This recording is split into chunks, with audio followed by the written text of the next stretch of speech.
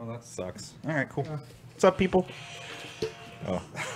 Right up to the microphone. Come on. There we go for all our professionalism right there out the window. Yeah, just started off great. 1 week, 1 Curtis. All right. Wait, so are we live on Facebook or no? No. All right. Thank you guys for tuning in to another edition of The Peel. Thank you guys for tuning in on YouTube. I was going to say Facebook, but for some reason it didn't save the stream key, so we are not on Facebook today. Oh, well. Go ahead and give this video a like and subscribe to our channel. Be sure to follow us. Follow us at The Peel 05. Go ahead and like us on Facebook at The Peel 2005, and be sure to check out our website, thepeellive.com. Brought to you by Embrace Fusion. Yeah. Sounds like thanks. Shout out. Big week. In case you guys were living under some kind of rock, the season starts Saturday. First off, Well, first, we need to introduce ourselves. Well, we need to start with something. Yeah, I'm Justin. I'm Josh. He's back. We'll get to that. We'll get to that. I'm Sean. And I'm Edson. Josh is finally back. He is HEB's getting all kinds of love on HEB YouTube is- chat. not holding him hostage tonight. There's like 3 or 4 people that literally are like, Josh is back. Hey Good. guys. Can he be like Brutus? Can we Kick him can off we the keep him show. on until we hit? Can we kick him off till we get a certain amount of likes and then bring him back on? I don't think we need to whore him out quite like we whore out Brutus. Do not likes. use that term though. Sorry. Yeah, according to some people in the Sorry. media market. Sorry. Need to. What's the word that we should use? Prostitute him out? I That's mean, even worse. I know. I'm just trying to think of what that word would be. I mean, need to sell his soul? I don't know. Anyways, we're Sorry. getting. We're He doesn't diverting. have his soul. We're He's diverting. half We're ginger. diverting. Yeah, half same. ginger, yes. If All right. it So feels you were good to be introing. back. Yeah. Yeah, well, no, There we I've go. already introed. I cut it down since we're not. Oh, okay. Well, there what tonight. are we talking about this week? So tonight, I didn't even bring up the show notes. We've got preseason I stuff hope to that's handle. not actually our quality right now. No, on it's YouTube, not. 'cause, Like man. you say that all the time. I degrade the quality so I can run more stuff on the computer. Right. That's right. That's right. Yes. I forgot. My bad. Yes. We've got post preseason stuff to talk about. We have regular season that comes up soon. I've got some clips from Media Day. Soon. Yeah. Act like this thing is more than a week away. I mean, we're like 5 days right now.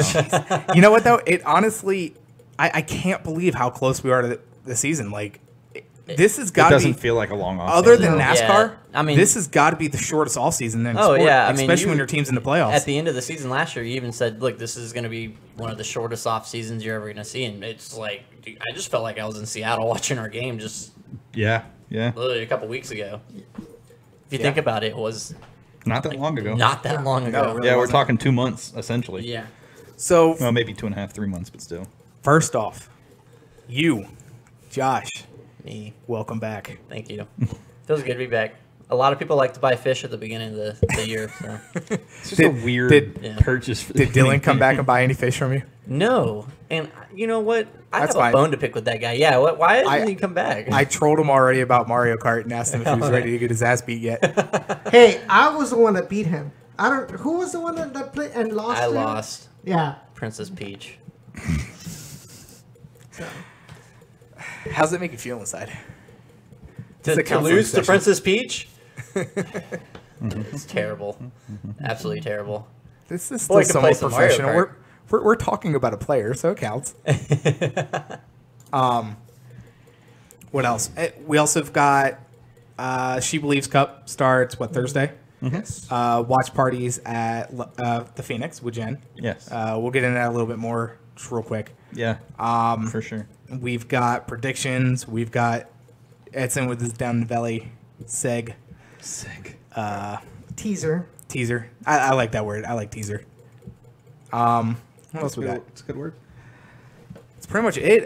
Whatever clips I didn't get to for Media Day, I will actually, for once, throw them up on Twitter after. I'll probably load them after I get done the podcast tomorrow. He has zero love for this website that was painstakingly I'm and getting there. lovingly. Why would you upload it to Twitter when you can upload it to the site and then share it out on Twitter? Did you Exactly. did you re-update the site yet? I don't need to. You can still do that. It still works. He needs to How log in. dare Yeah, you? you I never. sent you a no. I No. said no. We'll get to this later, guys. Don't worry about it. But I know I sent you the login. Don't make me go through my email. No, because you never even showed me. You never even showed me how the inner workings of a website works. Anyway, go ahead. When you're dumb. I like how our intro for BS like always goes to 5 minutes, and we're already like 7 minutes into the show. Well, We but we started put the first late. 2 minutes. started late. We started Okay. late, and the All first right, 2 minutes touche. are intros. Touche. You also haven't been here, so we. No, Hey, this isn't. hey, no, hey, would you stop? This isn't a diss. This is us being like, we missed you. It's always a diss when I have to look at you. Way to go, Sean. Party foul spills his beer on your necks. He's got these cables all like tight this week. I don't know what the deal is. Man. Do you guys really see what I have to deal with? Now, I actually have my own. Oh, I have my own. Wait. Is this something new that we had? Is this Yeah, a video this that is just focuses This on is your this face? week. This is this week. That is Down in the Valley's official camera. The only reason we're doing it is because if not, people are looking at the back of my head because they got to look at you three ugly And there mugs. is- Well, they're not really looking at the back of your head. They're closing their eyes because they're blinded by the light reflecting off the back of your head. I mean, you can see the bald spot. You're one to talk. Take your hat off. Here's the reason I wear a hat, jackass. All right. Anyways, we're getting very unprofessional on this show. Yes. It did not take long. Our survey just went down a point. Everybody's going to fill it out right now. Negative. Speaking of that, Sean will throw it up on Twitter. It's already been thrown up. Okay, we do have It's been a thrown out on survey Facebook on as Survey well. Monkey. Yes. Let us know how we're doing. Yes, there are times we joke around. There are times where sometimes we get a little off topic, but it's also part of the show. When Josh and I set out on the show from the very beginning, yes, we wanted to be informative, but it's essentially your barroom discussion that is essentially absent. And everybody From who the filled it same. out so far and left us comments, thank you so much. Yes, it's much needed. Letting us know how we're doing. Yes. It is appreciated because we don't know what you guys are thinking other than the chat. We really don't. Yeah. Absolutely. I know we've had technical difficulties, but I know Josh and I had no idea what any of this crap was when we first started. Hell, we were recording it off a really garbage computer. Yeah. What is that email right there? That's the Which one. one? That one you were just hovering over. Which one? This The one? one from Zach. Oh, he sends out a day. Oh, okay, I a see it, daily. I see it. No, I'm looking for. There it is. That's what I was looking for. The recap. Since- Oh, yeah. of the okay. Yeah. So Dynamo did finish their preseason Saturday. They did end up ultimately losing 4-3 on penalties to New England. It was kind of a boring match in the beginning. Second half. Second was half, lit, Jesus. Man. Yeah. Memo Rodriguez looked good. Albert Elise, I'm hoping he doesn't take that into the regular season. He won't. I'm hoping the refs kind of changed the way they were calling that game. You know, It was heading into regular one-sided. season. It was pretty bad. I wouldn't say so much one. Well, I guess so much one. Yeah, one-sided. But I mean, come on, man. I mean, there's like Well, I will 5 say fouls on Morrow, no card, and then he's just instantly They just goes weren't. straight to card. And They weren't pro refs either. They were USSF refs. they had the pro badge on. Did they? I know Yeah, some of them. they're Some of them were. Some The- of them were USSF. The head ref was Was he? pro. Oh yeah. Doesn't really matter. They both suck. Yeah. That was the first thing I noticed. Is like, okay, what kind of ref is? Okay, yeah, pro. It's just crap and crappier. I mean, it's the difference Yeah. between the two.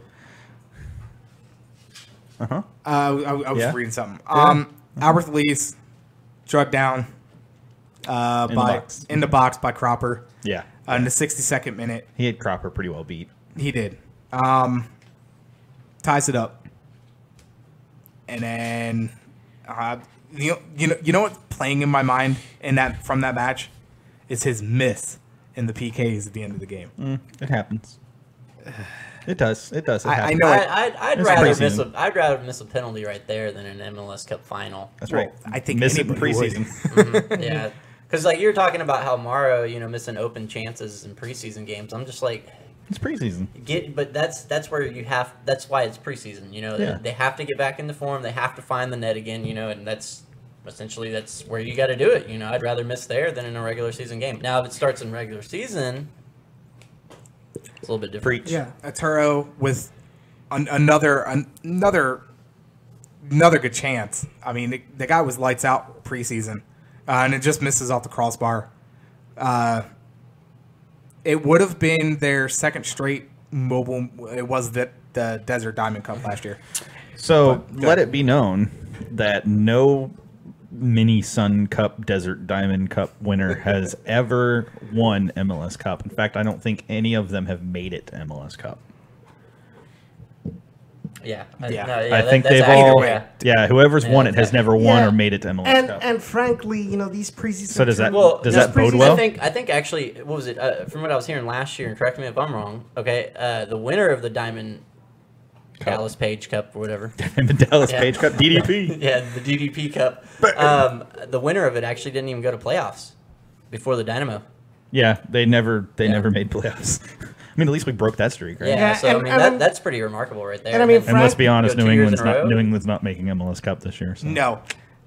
Real quick, and I don't know if I'd say it's a tangent, but is New England going to be good at all in the next couple of years? I say no, but I think they'll kind of be that scrappy team in the East that are going to surprise some people because, I mean, Nemeth is really good forward, and I think he changes that team dramatically enough that I think we see them surprise a few teams, but I still think they're going to be trash at times, and I'm glad we play them in the third week of the season because here at home. I mean, when you got players or like fourth week of the season, we're going to throttle them. When you got players like Diego Fagundes and Juan Agudelo, I mean, those are two little hotheads, man. Then Christian Nemeth adding on to it as well.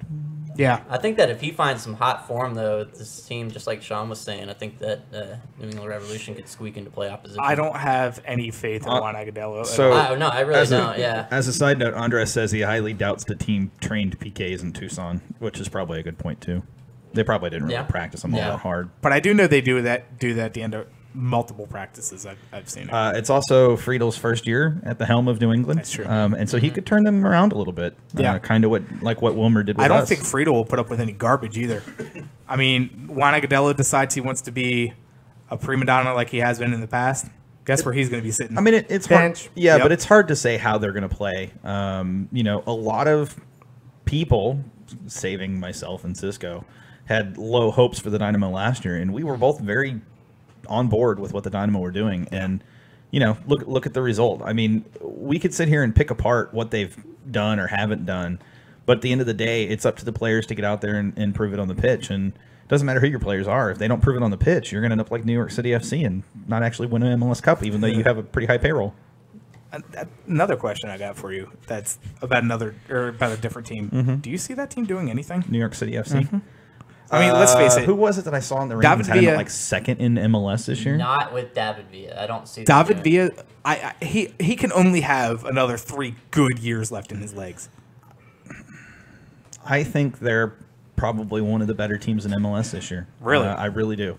I don't think they're going to be all that great at home, but I think on the road they're going to be kind of like New England and surprise quite a few teams. They have players, and they have that pipeline with Manchester City. Mm-hmm. Also the Sebastian Ibiaga. I don't think he starts for them.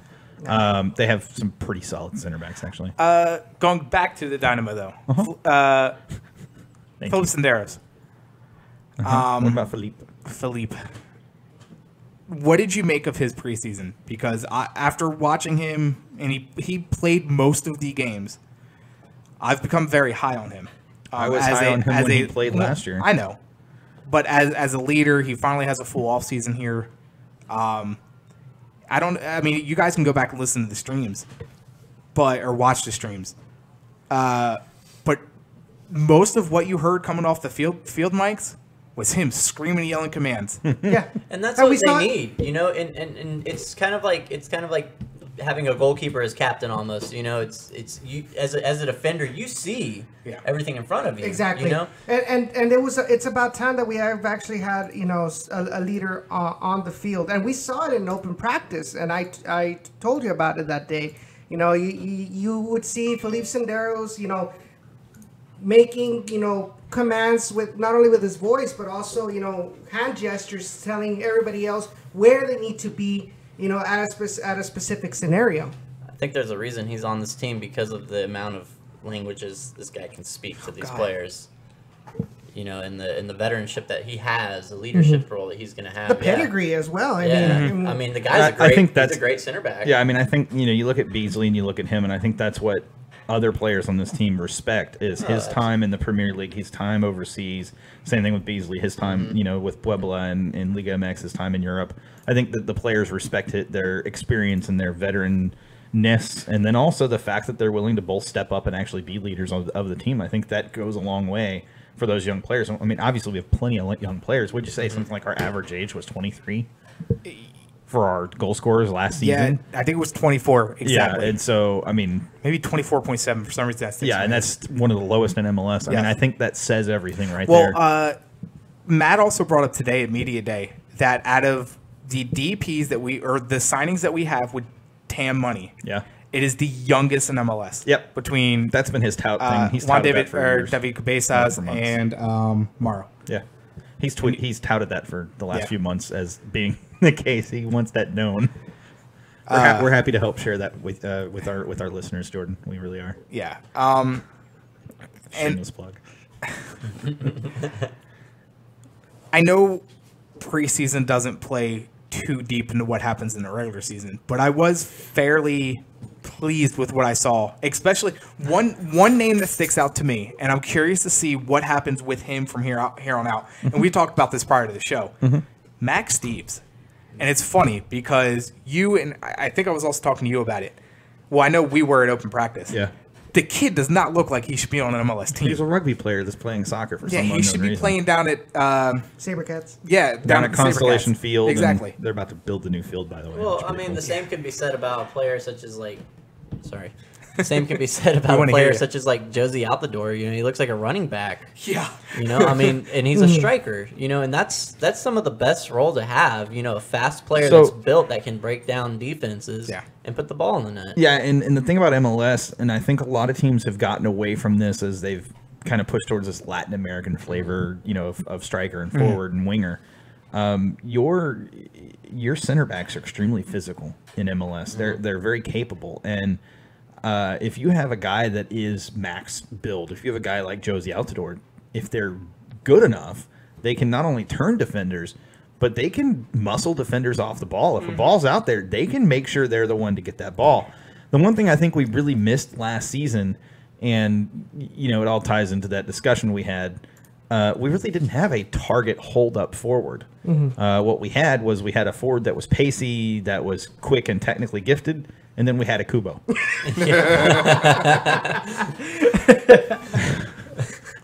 I don't need to say anything else. I'm out. That's my show. That is the mic drop of the night right there. It's funny because I want that saved, by the way. That's good. Mark that clip.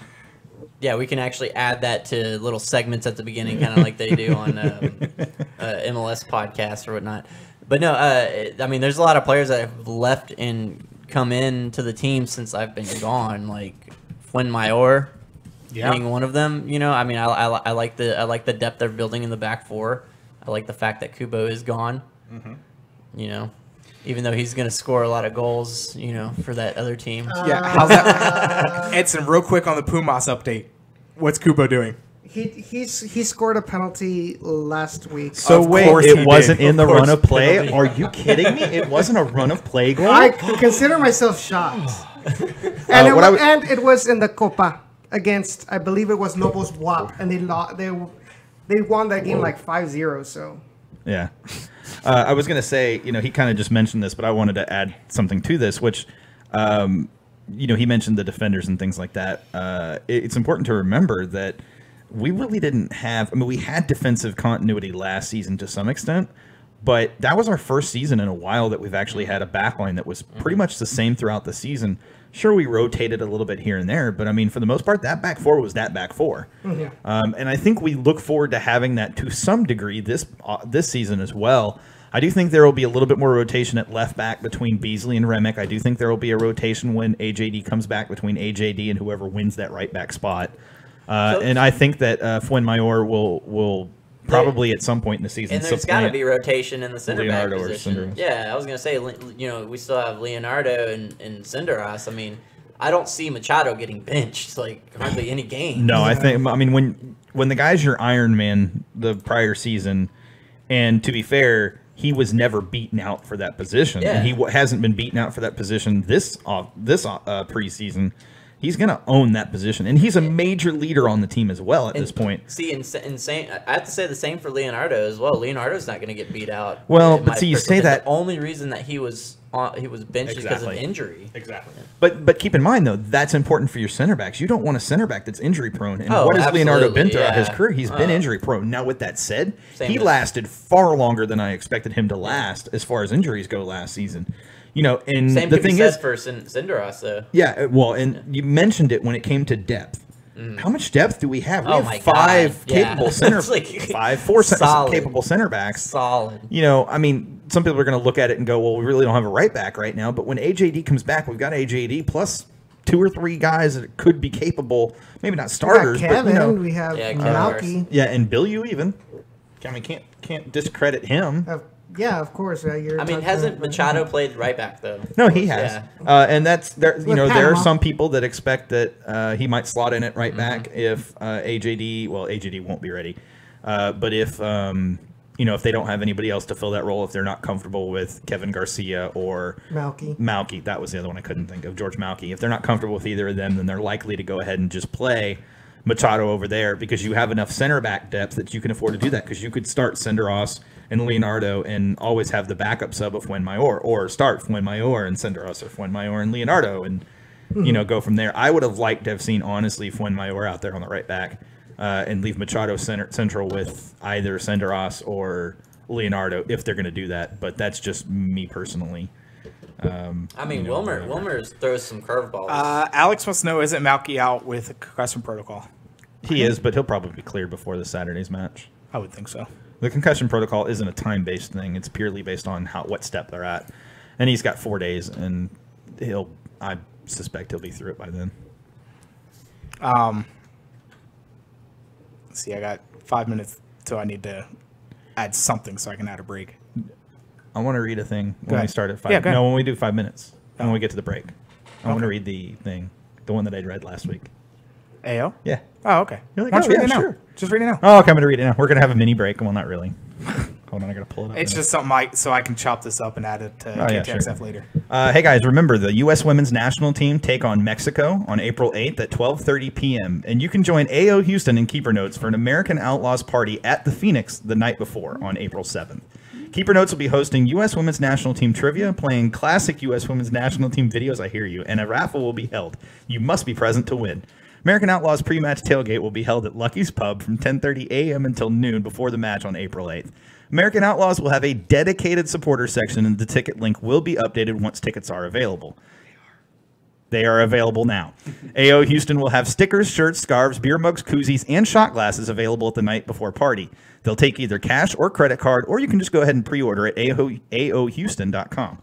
Looking to join up with others in supporting the U.S. national soccer teams? Sign up for an American Outlaws membership at www.theamericanoutlaws.com/membership. U.S. fans of all ages are welcome. Andreas asks, which Lucky's Pub?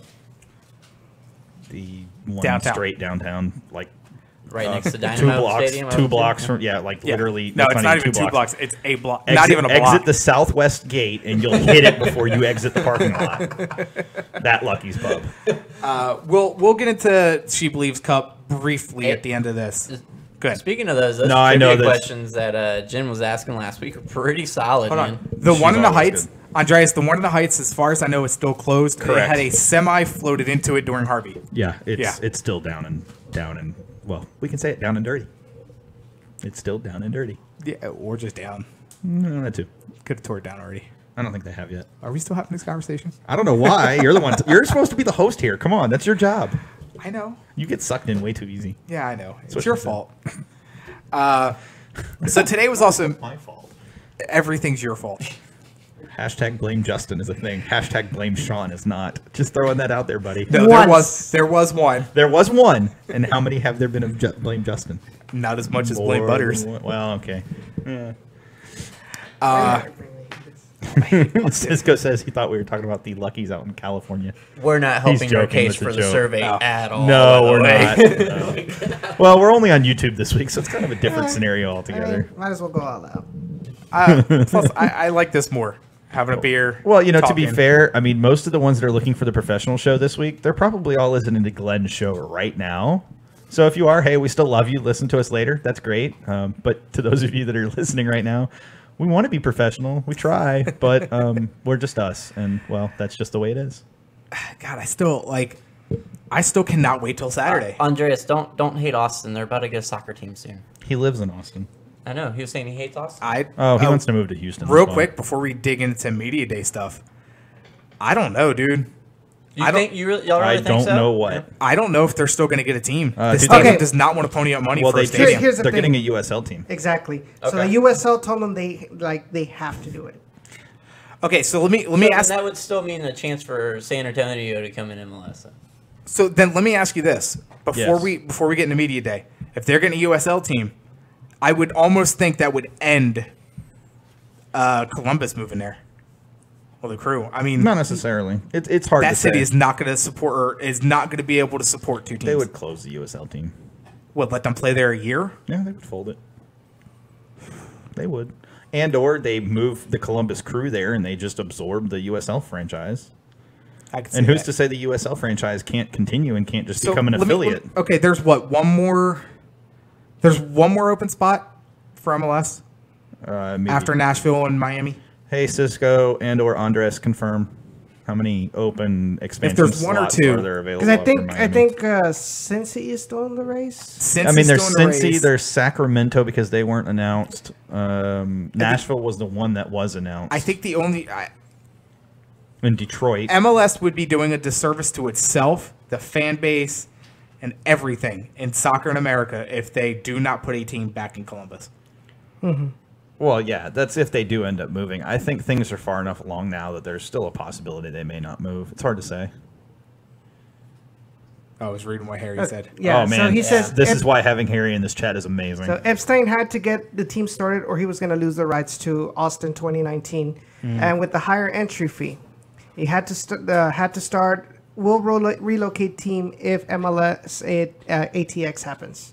So yeah, you were saying that. What you were saying, they would have to move the team. Yeah, they would end up having to relocate the team if Austin, Texas becomes an MLS city. Gotcha. Yeah, there's always Laredo.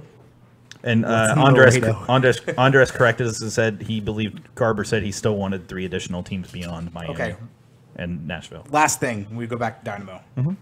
3 cities you see from here on out getting back in that. Sacramento, Cincinnati, Austin. MLS.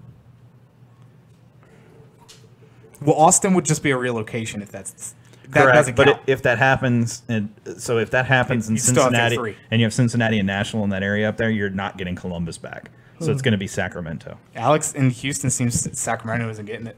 I think Alex, I'm okay with that, but I need you to clarify why. So Green what Bay, I get out of here what with that, I- Andres. What I actually heard Philly, was because that, they don't there currently was have a professional actually- soccer team. What I They just have a actually bunch of scrubs they throw out on the pitch. what I actually heard from the Sacramento was that the owners were actually the people who were the investors. They were actually getting into heated arguments with each other. They were having differences, and I that heard was that too. bringing their push down. This is in Sacramento. Yeah, Yes. in Sacramento. Yeah, their ownership groups kind of combined together. Their investment groups were very much not on the same page as each other. Yeah, kind of. Solid. You know what that reminds me of? Alex, get out of here with that. You know what That's that reminds terrible. me of? It reminds me of Rayo OKC in the NASL, but that's completely different. NASL, you mean that league that's not going to be around that much longer? Yeah. Oh, okay, cool. Max and Herc. Oh, Max and Herc just dropped. Yeah, it's that podcast from Hercules Gomez and Max Britos. Oh, Why are you listening to a guy who is now an LAFC announcer? Get out of here with that crap. Max is now the official LAFC YouTube announcer because Well, they're going to be on unless YouTube. Also, YouTube TV. Tony, unless you're a LAFC fan, why does it matter? Well, because they do talk US soccer. Herc is pretty awesome. Okay, well- they're actually both pretty darn good. Yeah. I mean, listen to comes us the live and forget Max and Herc. RIP NASL. Yeah, we're getting the whole thing going. Yeah. Yeah. More lawsuits. Oh yeah, I like Herc too. He's great, and he gives Yeah. it. He tells it like it is. Yeah. So But I guess at his age, that kind of becomes out. back He to gets the Dynamo. Today was media day. Yeah, it was. 2018, and I've got to say I've been to 2 now, and it's gotten better the last 2 years. More player Has availability. it gotten better, or have you gotten better? No, it's gotten better. Oh, okay. I was just curious. Last year there wasn't half as many. Open door to like promote himself, and he's like, "Oh no, it was it, not me." I'm not that great. He's so humble and modest, folks. No, there was more player availability. Yeah. This go around. So I've heard that's been a request that was put into the I've heard Dynamo that a few times. and so I do wonder if that plays into that a little bit too, especially at Media Day. I was only able to get 2 interviews. I was going to try to get Cabezas, but he partially because his English has gotten Way leaps better. and bounds Well, better. that just means that we'll get him on another time. Yeah. Which we need to Yeah. pull. We need to pull Zach's string a little bit. Yeah, we do. Couldn't chose a different way to say that. No. But I did sit down with Arturo Alvarez. The guy is excited to be back here in Houston. Well, yeah. I mean, if you're coming back to your hometown team, Yeah. you're gonna be. I think he went to elated. Bear Creek High School. Yeah, he did Bear Creek. Played soccer over at Bear Creek Park. Yep. That They've one done that a couple floods- of. They've done a couple of videos out there with Yeah. him. The Slice did. yeah, and it was fantastic. Oh, I'm so glad they did that. the park that floods every time it rains for 30 seconds off Highway 6. You actually mean the park that actually turns into a lake when it rains even like an inch. Let's build a park inside of a reservoir and see if Well, it floods. it's not meant to be a park when it's flooding. It's meant to be a floodplain, which it becomes. So, you know. But with him alone, just in preseason, like Alex said, the guys look good. Yeah. He essentially will be filling in the Vicente Sanchez role. Well, you know what? I wonder if part of that, and not to cut you off, but I wonder if part of that is he's coming home. And any chance you get to play at home, first of all, there's a comfort level of just getting to play at home. Second of all, your family is there and available. You know, there's less stress mentally and physically just in general, and you're not traveling back to see your family every so often. Yeah. Yep. You know, so I wonder if that contributes to the fact that, you know what, he's comfortable, maybe for the first time in his career, you know, like truly, truly comfortable being back at home. And then maybe he just has that extra, you know, you have that 100%, but you can give that extra 10% when it's something that, you know, you really want. You know, you're willing to go that extra, push that little extra harder past your body's, you know, true breaking point. Because I don't have the media guide in front of me. Somebody tell me how old he is. I want to say 32? 32. Oh, I was thinking older. No, I think he's 32. 33. Okay. Anybody, especially Cisco, if you're... Cisco. See, 32. 32. Alex, Okay, look at that. yeah, yeah. Damn, I got it spot on. See, why do you think I like that ultra low latency? It's like that, dude. But I have it open too, so we didn't need to worry know. about that. I know. But, you know, teach their own, whatevs. God. Can't do no right in I'm anybody's actually eyes. impressed because Alex got that in before Cisco did. I might have to remove Cisco's Statman nickname and hand it over to Alex because that was pretty darn impressive right there. But 32, and Yeah. the guys look good preseason. I mean, 32 sounds old, but then you realize, I mean, that's younger than it's soccer DMB. years, So, well, yeah, but, you know. DMB, I there's think- no I think comparison he's to gonna- DMB. Yeah, I No, think he's going to come over with a lot of energy in this team. And Cisco honestly, says he was man, away from his keyboard. That's why it took him so long.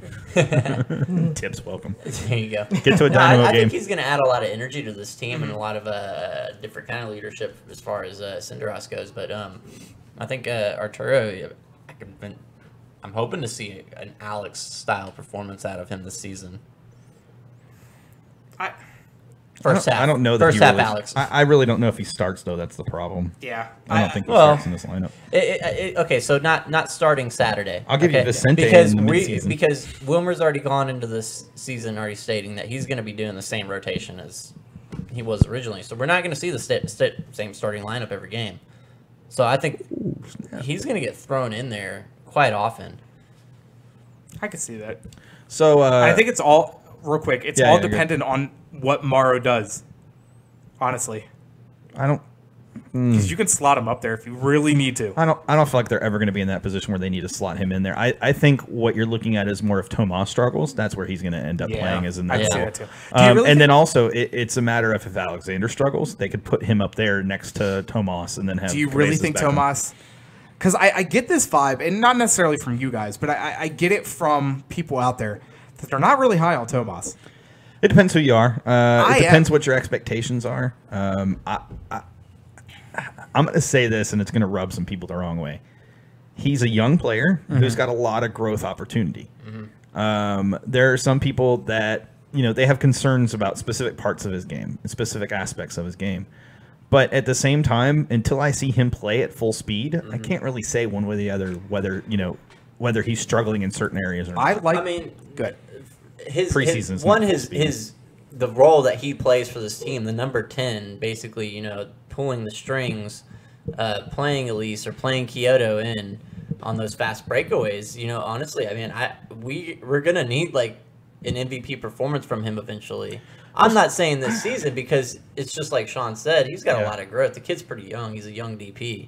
So, I mean, eventually, Tomas is going to have to be, like, I'm not going to say the face of this team, but he's going to need to be the Brad Davis of this team, almost. Or...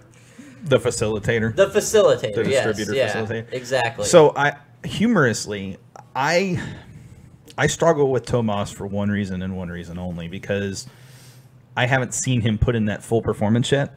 And I think we begin to see that this season. I do. I think that he is capable of performing and playing at the level needed to be that 10 that we really want.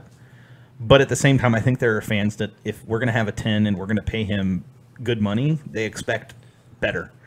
And I don't know what better is. But here's the thing, and it kind of piggybacks off what you were saying, how eventually we're going to need that performance, but I don't think that's this year. I mean, look at how we played last year without him. I mean, I'll tell you that performance that we're going to get most likely is probably from Albert Elise. Alex says, I want that MVP looks like he's status out of him. Absolutely a beast. No, he, in my opinion, he needs to be the. I'm sorry to go back to Rockets and baseball, or Rockets and Astros, but Jose Altuve and James Harden. He needs to be that guy for them. Well, he needs to be the best player. Maybe Carlos Correa. I don't know if I can, Carlos Correa. I don't know if I can totally agree with Alex.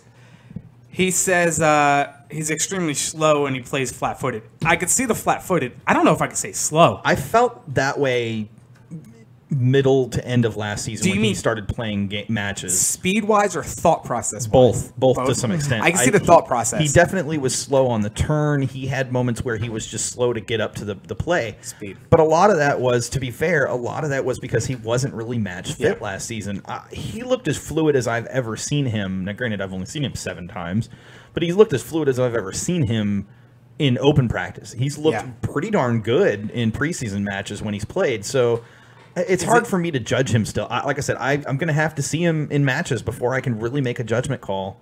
And, I don't feel like they gave him a ton of minutes either in preseason. And I think that's just because they're comfortable with him at this point, and they don't want to show what he's going to do. Gotcha. So to kind of compare him to a player, he has been compared to players such as Mario Diaz. Okay. No, not at all. I'm sorry, not yet. He has, not yet. No, not yet. Yeah, but do you think that maybe he was too young to kind of have that expectation on him? Well, I think it wouldn't have mattered if he was 22, 23, 24. He was going to have that expectation because he was literally the replacement for Mauro Diaz in a match. As soon as that happens, you're the next Mauro Diaz when it comes to Argentina. But is this the league for him to grow to that caliber, though? We don't. I mean, we don't have. Yes, because look at Mauro Diaz. Look at Fabian Castillo. Look at those. Are those homegrowns? I don't know. No, they're definitely not homegrowns. No. Where they? Yeah. Michael Barrios. I mean, there's all kinds of players. I'm thinking of all FCD players because it just fits. Yeah. But you also have Alfonso Davis. You've got.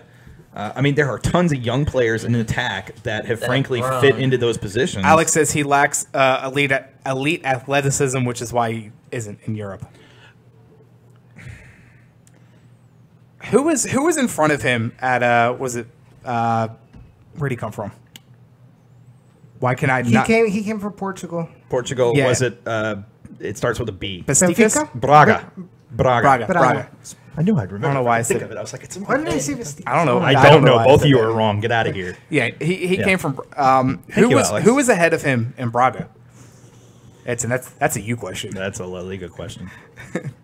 Cisco says, look at Valeri, though. That's not La Liga. I don't know if we can compare. That's Liga Nos. Oh, that's what it is. Oh, Joe Holland has signed with Pittsburgh. Yeah, that was earlier this week. Where you been? Yeah, he was a trialist, and I thought he was trialist overseas. No, he came back here. Oh, okay. Yeah, he scored a beautiful free kick. Did he? Yeah, he's got 1 goal, so he's kind of like the Kubo of Pittsburgh. Oh, better. Yeah, but but Joe Holland wasn't a striker though. That's a different. No, I know. Going back to Arturo, because I did have a clip to play. The guy seems just thoroughly happy to be back here. You'll hear that. shut up. How does it feel to be back in Houston, and what are your personal expectations for the season this year? Just saying, just shut up. Amazing to be back home. I think everyone knows that, born and raised in Houston. Been playing in a lot of different teams around MLS, around the world, and I think I'm happy that I got the opportunity to join the Dynamo. From the personal standpoint, I just want to give my best day in, day out in training. Nice. Yeah. Making sure that I'm ready to play whenever I'm asked for it. Oh man, they are freaking solid. Preseason, it was a good preseason. Felt good. Getting to know the water dispenser was broken. Stuff. And it's a long season, so it's going to take some time. But at the same time, I'm ready. I think we're all ready for the first game, which is important against a good team like Atlanta. But we're just going to have to take it a game at a time, and it's a long season, so we just got to make sure that we focus on that. How does this team differ from any other team you've played for? I've been in a lot of different teams. I think this is being in MLS. I think this is more of a Latin-based team, which is something different. But at the same time, I think it's. The team had a really good season last year. I think the coaching staff does a great job balancing that, different, types of culture that there is in the locker room, which is important. And at the end of the day, our main goal together is to perform and do well and win games. So I think everyone has that idea down. And I'm excited to have it here. And I think that was probably the biggest difference I've seen from other teams that I've been on. Well, Cisco. Thank you, sir. We're trying to drum up. Carson wants to know if you're trying to drum up donations for a new water filter.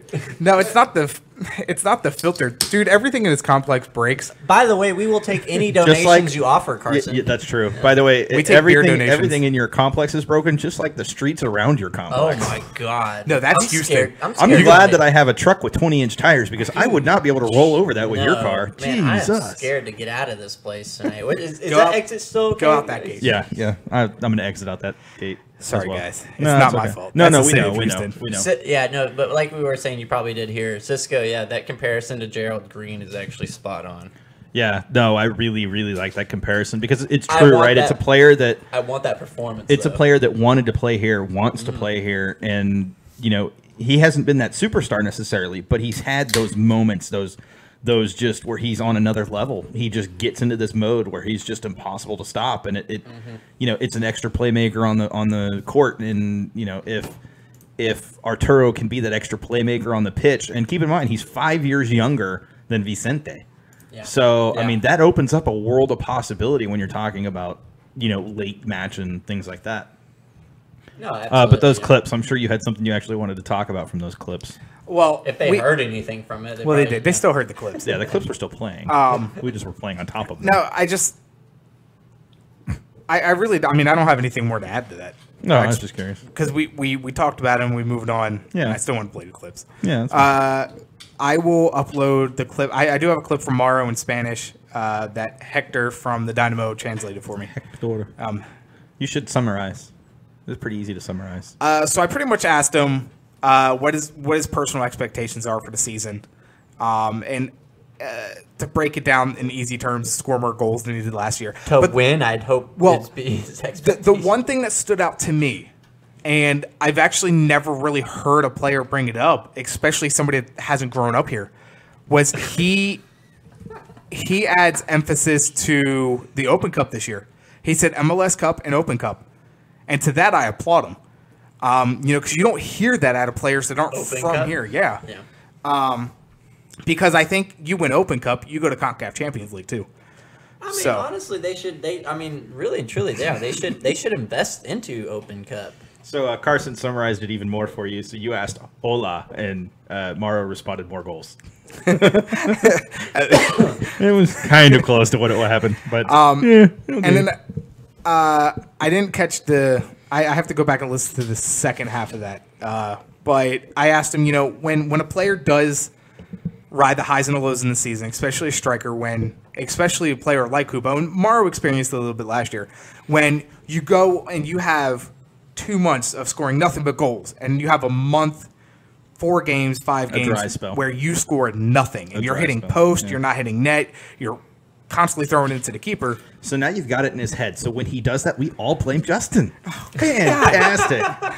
Professionalism again out the window. That was being professional. You were the jerk that got it in his head. No. I mean, I but know- it was, I know what you're it saying, was though. also a very good question. It because is. Yeah, it's I've a always legit It's question, yeah. your question. You're asking the question basically. What is your mentality when you struggle? Because as a striker, you are going to struggle at some Yes. point. And it's not that you're not getting chances. It's just that you're not finding the net on those chances, or Yeah, you're I mean, just missing look the at- frame. look or at whatever. Giovanni. Yeah. I mean, the kid was not kid. The guy was scoring goals left and right, and then he went on a dry spell. But he still ended up being what top? Was he? Well- He wasn't top goal scorer last year, right? He was top 3. He wasn't even close to that. You mean Giovinco? Giovinco? That's what I I'm meant. like, who the Giovinco. hell is I was Giovanni? I'm well. like trying He's. to I thought think. he was thinking about Dos Santos, and I'm like, Yeah, I he was was not like- even No, close to the No, top in this no, league. I meant Scoring. I meant Giovinco. Oh, Cisco thinks you look 5 pounds lighter. Are you hitting on him, Cisco? No, I'm actually. And then here he is. Oh, he's all Get y'all a depressed. room. later. Here he is giving you crap about another man talking about being top of another guy. Yes. Yes. Anyways, so I did not miss much while I was gone. Apparently, no, clearly not. If No. this is the quality they gave you, I'm sorry, yo. damn, Josh. Damn. Sorry. See what happens when you leave. I- See what happens when you leave, Yeah. Josh. It's all your fault. I did watch a lot of you guys while I was away though. It's appreciated. So, Carson. Oh damn. That's pretty funny. Oh, Oh wow. All right. So Mara. yeah. Thank you. I'm having trouble focusing now. But so you basically asked that question, and his response was, and I'll let you It was- paraphrase. You essentially just have to have faith in God. Yeah. Honestly. Now, I'm not going to get too deep into that because religious opinions are outside of this show. I never want to bring them up. Yes, please. But- Religion and politics. We need to avoid those two topics specifically. But I mean, if that's what helps, then do it. Yeah, absolutely, absolutely. I really don't know where to go into that. I mean, it's one of those clips Well, where you it's- play it and move on. It's for him, at least in his mind, it gives him that comfort, that peace to be able to deal with the lows, and shut up, Cisco, and Carson. But it's important, right? It's important for players to have that grounding somewhere. Yeah. It really is, because there's a lot of players that, frankly, it's all about themselves, and when they struggle, if it's all about yourself and you struggle, what do you have to look to? Where are you looking to? Yep. You're just hoping you find it.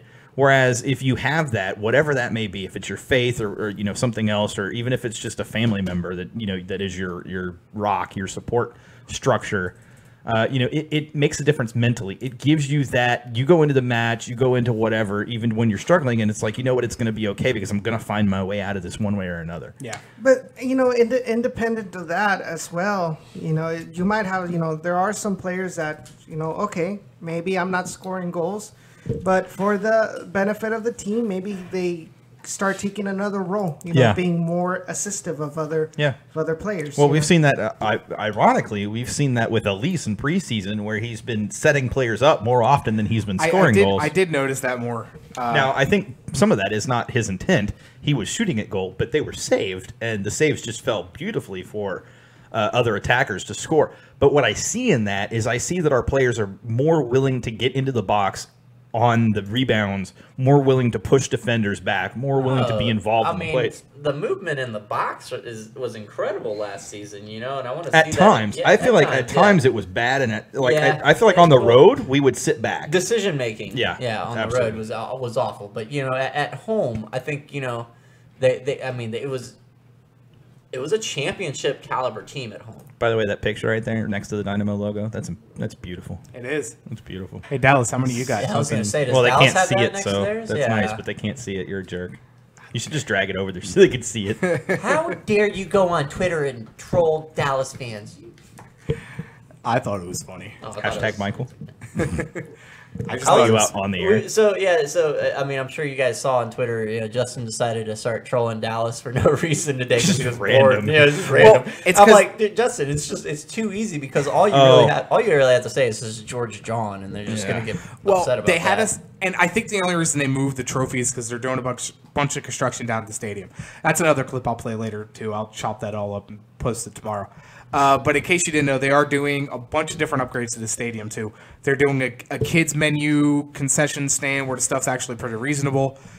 They're doing a beer trough, which I'm excited about. Don't know what that is. The only thing when I hear trough, I think it's something you pee in. So you're excited about something, but you have no clue what it is. They had the word beer, so I'm kind of like... We will find out. Beer makes me excited. Wait, this needs to be shared. This is important. This is important to the show. You're excited about something you don't know what it is, and then you went on to compare it to something people piss in, and you're excited about this thing. I want you to think about what you just said in the order you just said it in. We all know the kind of we don't judge your look, I mean, if you're drinking Bud Light, that's on you, bro. That's on you. we all know the kinky kind of shit that Justin's into. Not really.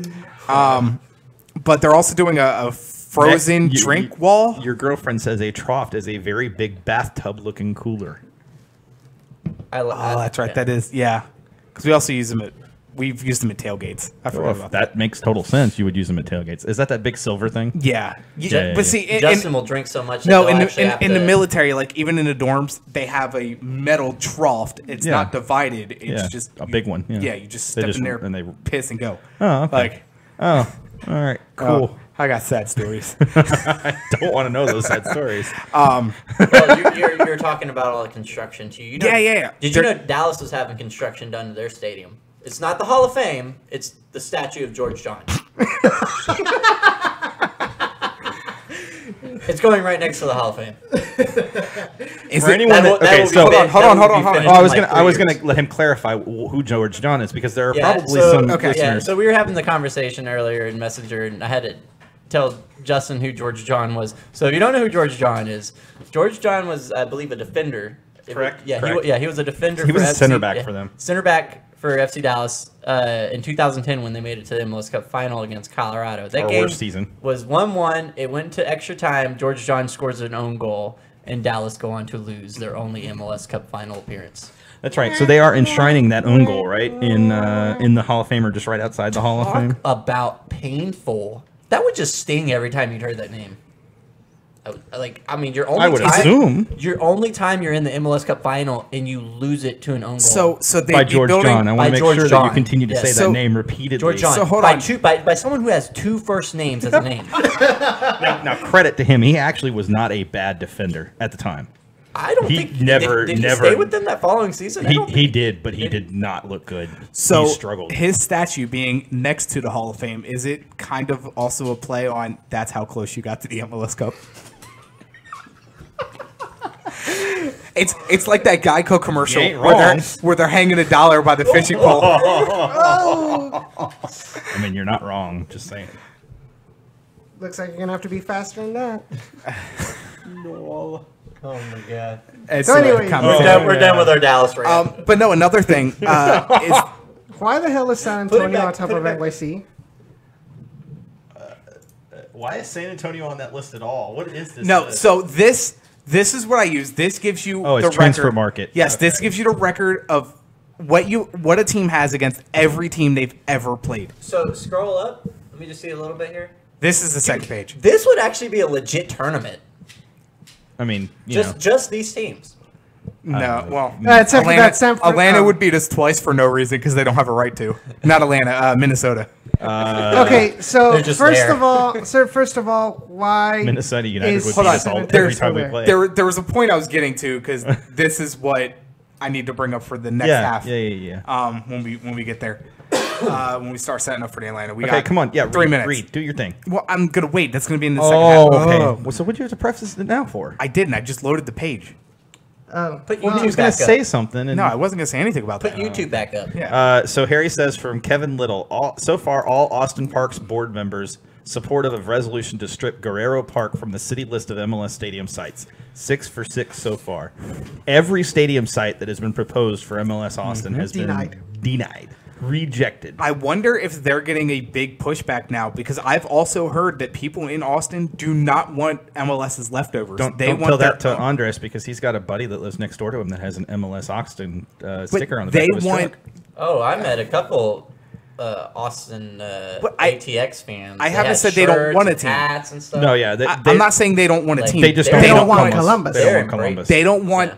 an MLS recycled team. They want their own franchise. The guys that I talked to, they didn't care how they got it. They just wanted Really? their MLS ATX. And I would team. imagine there are some people like Well, yeah, that. you're gonna have both, but I mean, it's funny, right? So we kind of get to talk about this from a different perspective than just about every club in MLS because we kind of have a team in that same Yeah. we were the Yeah. we were Yeah, the only, only we were the team. last team and only Yeah. team to do it. to be moved from one market to another, and it wasn't that But there was a backup plan. They already said San Jose was Correct. going to get another team. correct. Yeah, exactly. It was already set up that they were going to Yes. get another team, and I think I do think to some extent if Columbus does move to Austin, they will figure out a way to put a team. I mean, think there. about it. You already have the infrastructure. Yes, you have Maybe a that's why stadium they that have- you'd be in temporarily. Maybe that's why they haven't announced Cincinnati yet.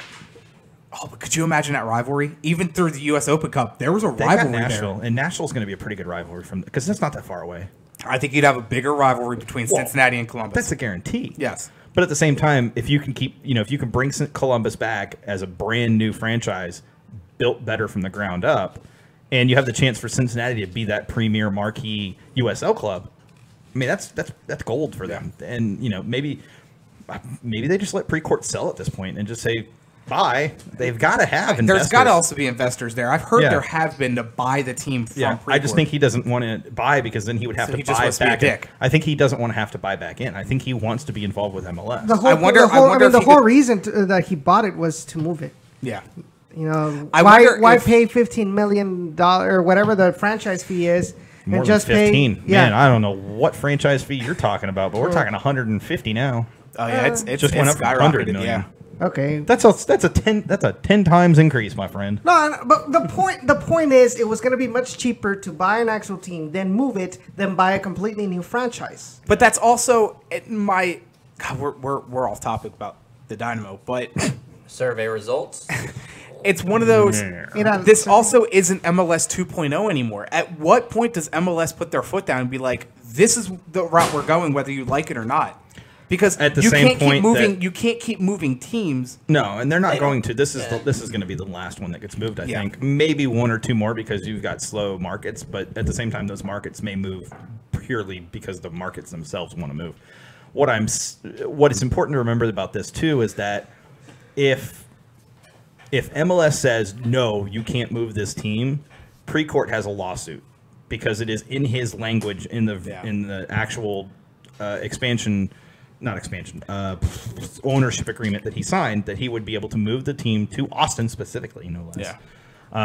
And as long as he gave Columbus a fair shake, I don't even remember what the actual language Wait, says. hang on, wait, back that up again. Wait, so the ownership agreement that he signed, Yes. That he signed. before the league Yeah. existed. No, 'cause No. he was When he not bought the team. he bought the team from the When he Hunts. bought the From the team. Hunts, Yeah. the same so team, the same basically, people that own FCD. he could not move this team unless it was Austin. Yes, correct. That was the only. When place did he buy this team exactly? 5 years ago, 6 years ago? Around there. Yeah, 5 So or 6 he years already ago. had. Well, that plans was also to right move around it the to same Austin time. then. Correct. MLS said that you cannot own more than one MLS team. Correct. And this was the Why Hunts. AEG had to sell their portion. Yeah, of that. and this was the Hunts who own FCD. Yep. It was the Hunts selling that team because they owned Columbus or were part owners of Columbus at that time.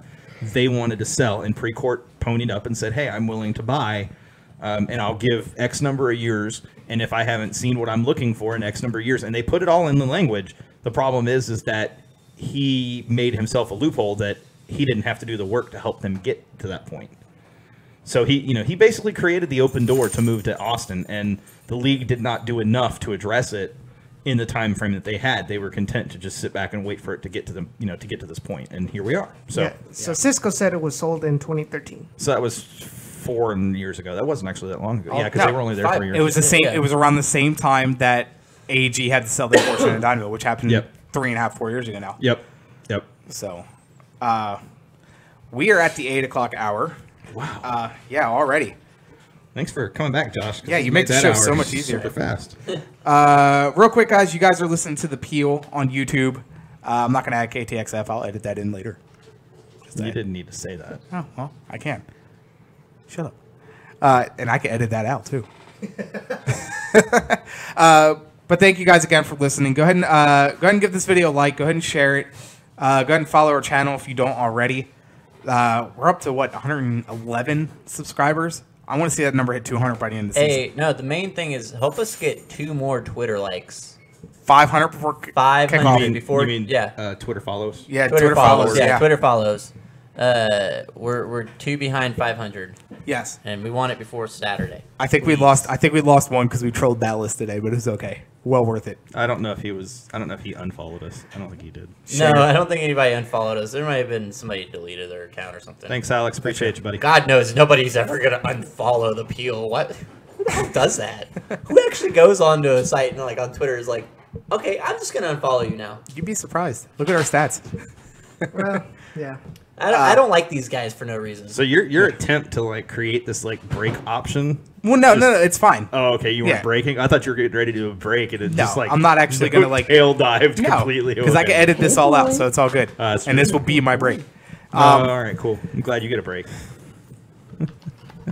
Anyway, again, thank you guys for listening to the Peel. I'm Justin. I'm Josh. We're doing it twice for a reason. I'm Sean, I'm Edson. Thank you. And that's and that's Brutus. Yeah, he's walking around. He just got a new bone and new furniture, which he's already messing up. Yeah, like you shouldn't be surprised by this, right? I'm not. Okay, I'm just making sure. I love that dog. Oh, we're not leaving yet, Alex. Don't go away. No, we're definitely not leaving. We, we got have one more another hour. hour. And that takes us to Saturday. Finally, it's here. Kickoff MLS season. My birthday. And Josh's birthday. Dude, Happy early all right, birthday. So here's We here's typically here's get my tanked take. on your Okay. birthday, which is a problem. I know it's What? at 2:00 too. I'm like, what am I gonna do with the Day rest of my drunk. day? Like, I'm just gonna be. No, I'm not. Anyways, no. It usually falls around my birthday. It's either a day before or a day after. You know, this year it's on my birthday. I think for the first time like ever. And if they lose, don't ever put the damn game on my birthday again. Well, MLS didn't do us any favors by scheduling what I think is the strongest team in MLS this year. Yes, Barco Game should one. be Tony. Yes, Barco should be playing. I think it is the strongest team. You know, I've said it before and I'm going to say it again. I think Atlanta United is going to be the Manchester United of this league. I really do. I think Arthur Blank is just going to throw money towards this team and say, do what you want. Okay, with so it. from a fan perspective, then, is that a good thing or a bad If I was a fan of Atlanta United, No, in the league in general. hell no. No. That's an awful thing to Okay, do. now remove yourself as a fan and look at it from the outside in. To see a team money? that wants to compete on an international scale for players. Oh, no. MLS loves it. Yeah. Yeah, no, absolutely. No, this is, I mean, like I said, I was scared of this day that there's going to be a team, 1 or 2 teams that are going to just beat each other up every year. It's going to be like Barcelona and Real Madrid. Well, And at least that's what I'm scared that at MLS least that will be in the gonna East, because you know what that battle's going to come down to all year? Atlanta and Toronto. Yep. And that's the Man City and Man U. fine, so then the East will always be stronger than the West. I see it the opposite way. I see it teams in the East, and actually I see it in the West this year. Is the LAFC. teams? I think the there's teams, enough parity this year. See, I think the West is harder than the East because I think you have 2 top teams in the East, and then there's 4 teams in the West. And I think but that we're can those- talking can- top teams, yeah, right? but So can those teams those top compete 2 with these? teams. I mean, you're talking. You've also got New York City, who has the potential to be a top team if they want to be, if they decide to get their act together. I think they're going to be a Chelsea or a subpar Chelsea or a Tottenham. Well, okay, Tottenham's top 6. That's not that bad. We're talking top 6 in total table, not just the West. Is it winning you a title? Season ain't over yet, son. We're still in Champions League. Do you really want to go there? I'm not. I don't have. Any, I know. Any dog in I'm that, just in that saying. race. Don't start But with me. what I'm getting to is Wait, what team are you talking about? he's a Tottenham fan. Hotspur. He's like, oh, okay. That's All he's got English. working for him is Harry Kane. I'm joking. That's a joke. There's Okay, guys, we'll see each other next There's week. this guy named Christian So that's the Eriksen. thing. Like, I used to be an avid, EPL fan. I watched Man United win, and then I watched them win again, and then I watched them win again. And I'm like, okay, I'm burned out of this team. Dude. You should watch again because It's just- they're okay. I mean, they're good Oh this no, year. I mean but I've seen them. I mean I watch them when it's on TV. Which is but what you're alluding it's so to. boring. As a That's why I fan. like MLS. That's why I love MLS. But that's what I'm saying. I That's think why I there's love more MLS. parity in the East than you're giving them credit for. I think you'll be surprised at the I parity think, in the East. but I think in the end, I think NYFC is always going to be that. Oh, we're so good, but not good enough. Everybody said that. Oh, you about mean the like Dynamo Arsenal? after the first Like Arsenal? No. after Well, 2010. Arsenal just needs a new coach, which I've heard and I read a rumor. Do not be surprised Why are if you somebody talking from to us? MLS might move over there as their coach. Hackworth? Caleb Porter. No. What hell's his team? name? What team? NYCF. No, it'd be Patrick Vieira? Yeah, Premier. He's not going over there. he's already been got a linked pipe- there. He's got a already been pipeline linked to there. Manchester City. They're being dumb. He's not going to Arsenal. No, I know, but it's rumored. The name's out there. It's there. Anyways, But- it's silly season. Get out of here with that silly season mess. Anyway, so we were talking Dynamo and somehow got really tangentized onto the Eastern Well, no, Conference and into EPL. we were and then- comparing. What I'm saying is, just be careful because I really do believe that the East is going to surprise some people this year. But that's not and even be where I was going at a with lot. this. The East has not been surprising anybody. Toronto FC dominated. No, not. But I'm talking about. He's talking about. They're only going to have one or two good teams. I think there are going to be some teams that are going to be a lot better than people are giving them credit for. I think Do you they want to have throw a the Red Bulls in that race? No, not at all. Okay. I think they're going to be trash. New this England? year. No. No. Orlando? Let's talk about Bottom of the predictions, table. though. Y'all- Orlando? Yeah, they're going to compete. Have you seen who they brought in this I offseason? know. Yeah, Orlando's, They pulled a freaking Orlando's Houston Dynamo this offseason. Orlando's definitely going to compete. No. Yeah, Orlando's solid. Chicago, I think when you look at... Chicago was running in first Okay. for part of the season. You're not letting me finish. But I'm just saying. I'm saying I think the West is harder than the East. If you look... I will give you this credit. It I is don't harder think than the the East, West- but we're splitting hairs because Yeah, we're talking about the difference between 6th and 7th being close to 5th and Yeah. 7th and 8th being close to 6th. I think that's the only reason why it's harder is because of it's more competitive in the in the Western Conference. Doesn't necessarily mean that they're better. I think the Western Conference, your middle of the table teams are your ones that are more competitive, and there's more middle of the table teams. In the East, I think there's actually more top end teams right now. There's more disparity Okay. between the top and bottom. Good word. Our Good conference Edson. is better to watch than the Eastern Conference I agree with him on this right now. right now. Yeah. If you Oh, yeah, compared and it then to there's last year, Columbus yeah, Crew, if you too. compared it to Yeah. last year, yeah. Although they did fire sale kind of this offseason, but that's neither here. Yeah, but They got did Giassi Zardes. they did a fire sale, and they're still, like, closet good. Yeah, well, Which is weird. But that's most of the East, right? Yeah. And that's my thing is that it You know- only takes one team that's closet good being a Okay, Dynamo. so then maybe I will... Maybe I'm also looking at this the wrong way then. Edson found the single library in the valley. Wow. So I get what you're saying about the East. Don't mess with the Valley, Cisco. And now that I think about it, I think your 8 through 6 teams in the East are going to be a lot closer than, say, the West. Okay. Because Colorado is going to finish with the worst record in the league this year. Okay. I think RSL, I think, is solid after the finish they had last year. I think that. Okay. Plus- we'll go into my predictions here in a bit, but. Well, we'll get into the Dynamo stuff. But, no. I meant my season predictions for who's going to finish. I think LA, as much as we all hate it, I think they're actually going to... Galaxy or The FC? Galaxy. Okay. The Carson Galaxy.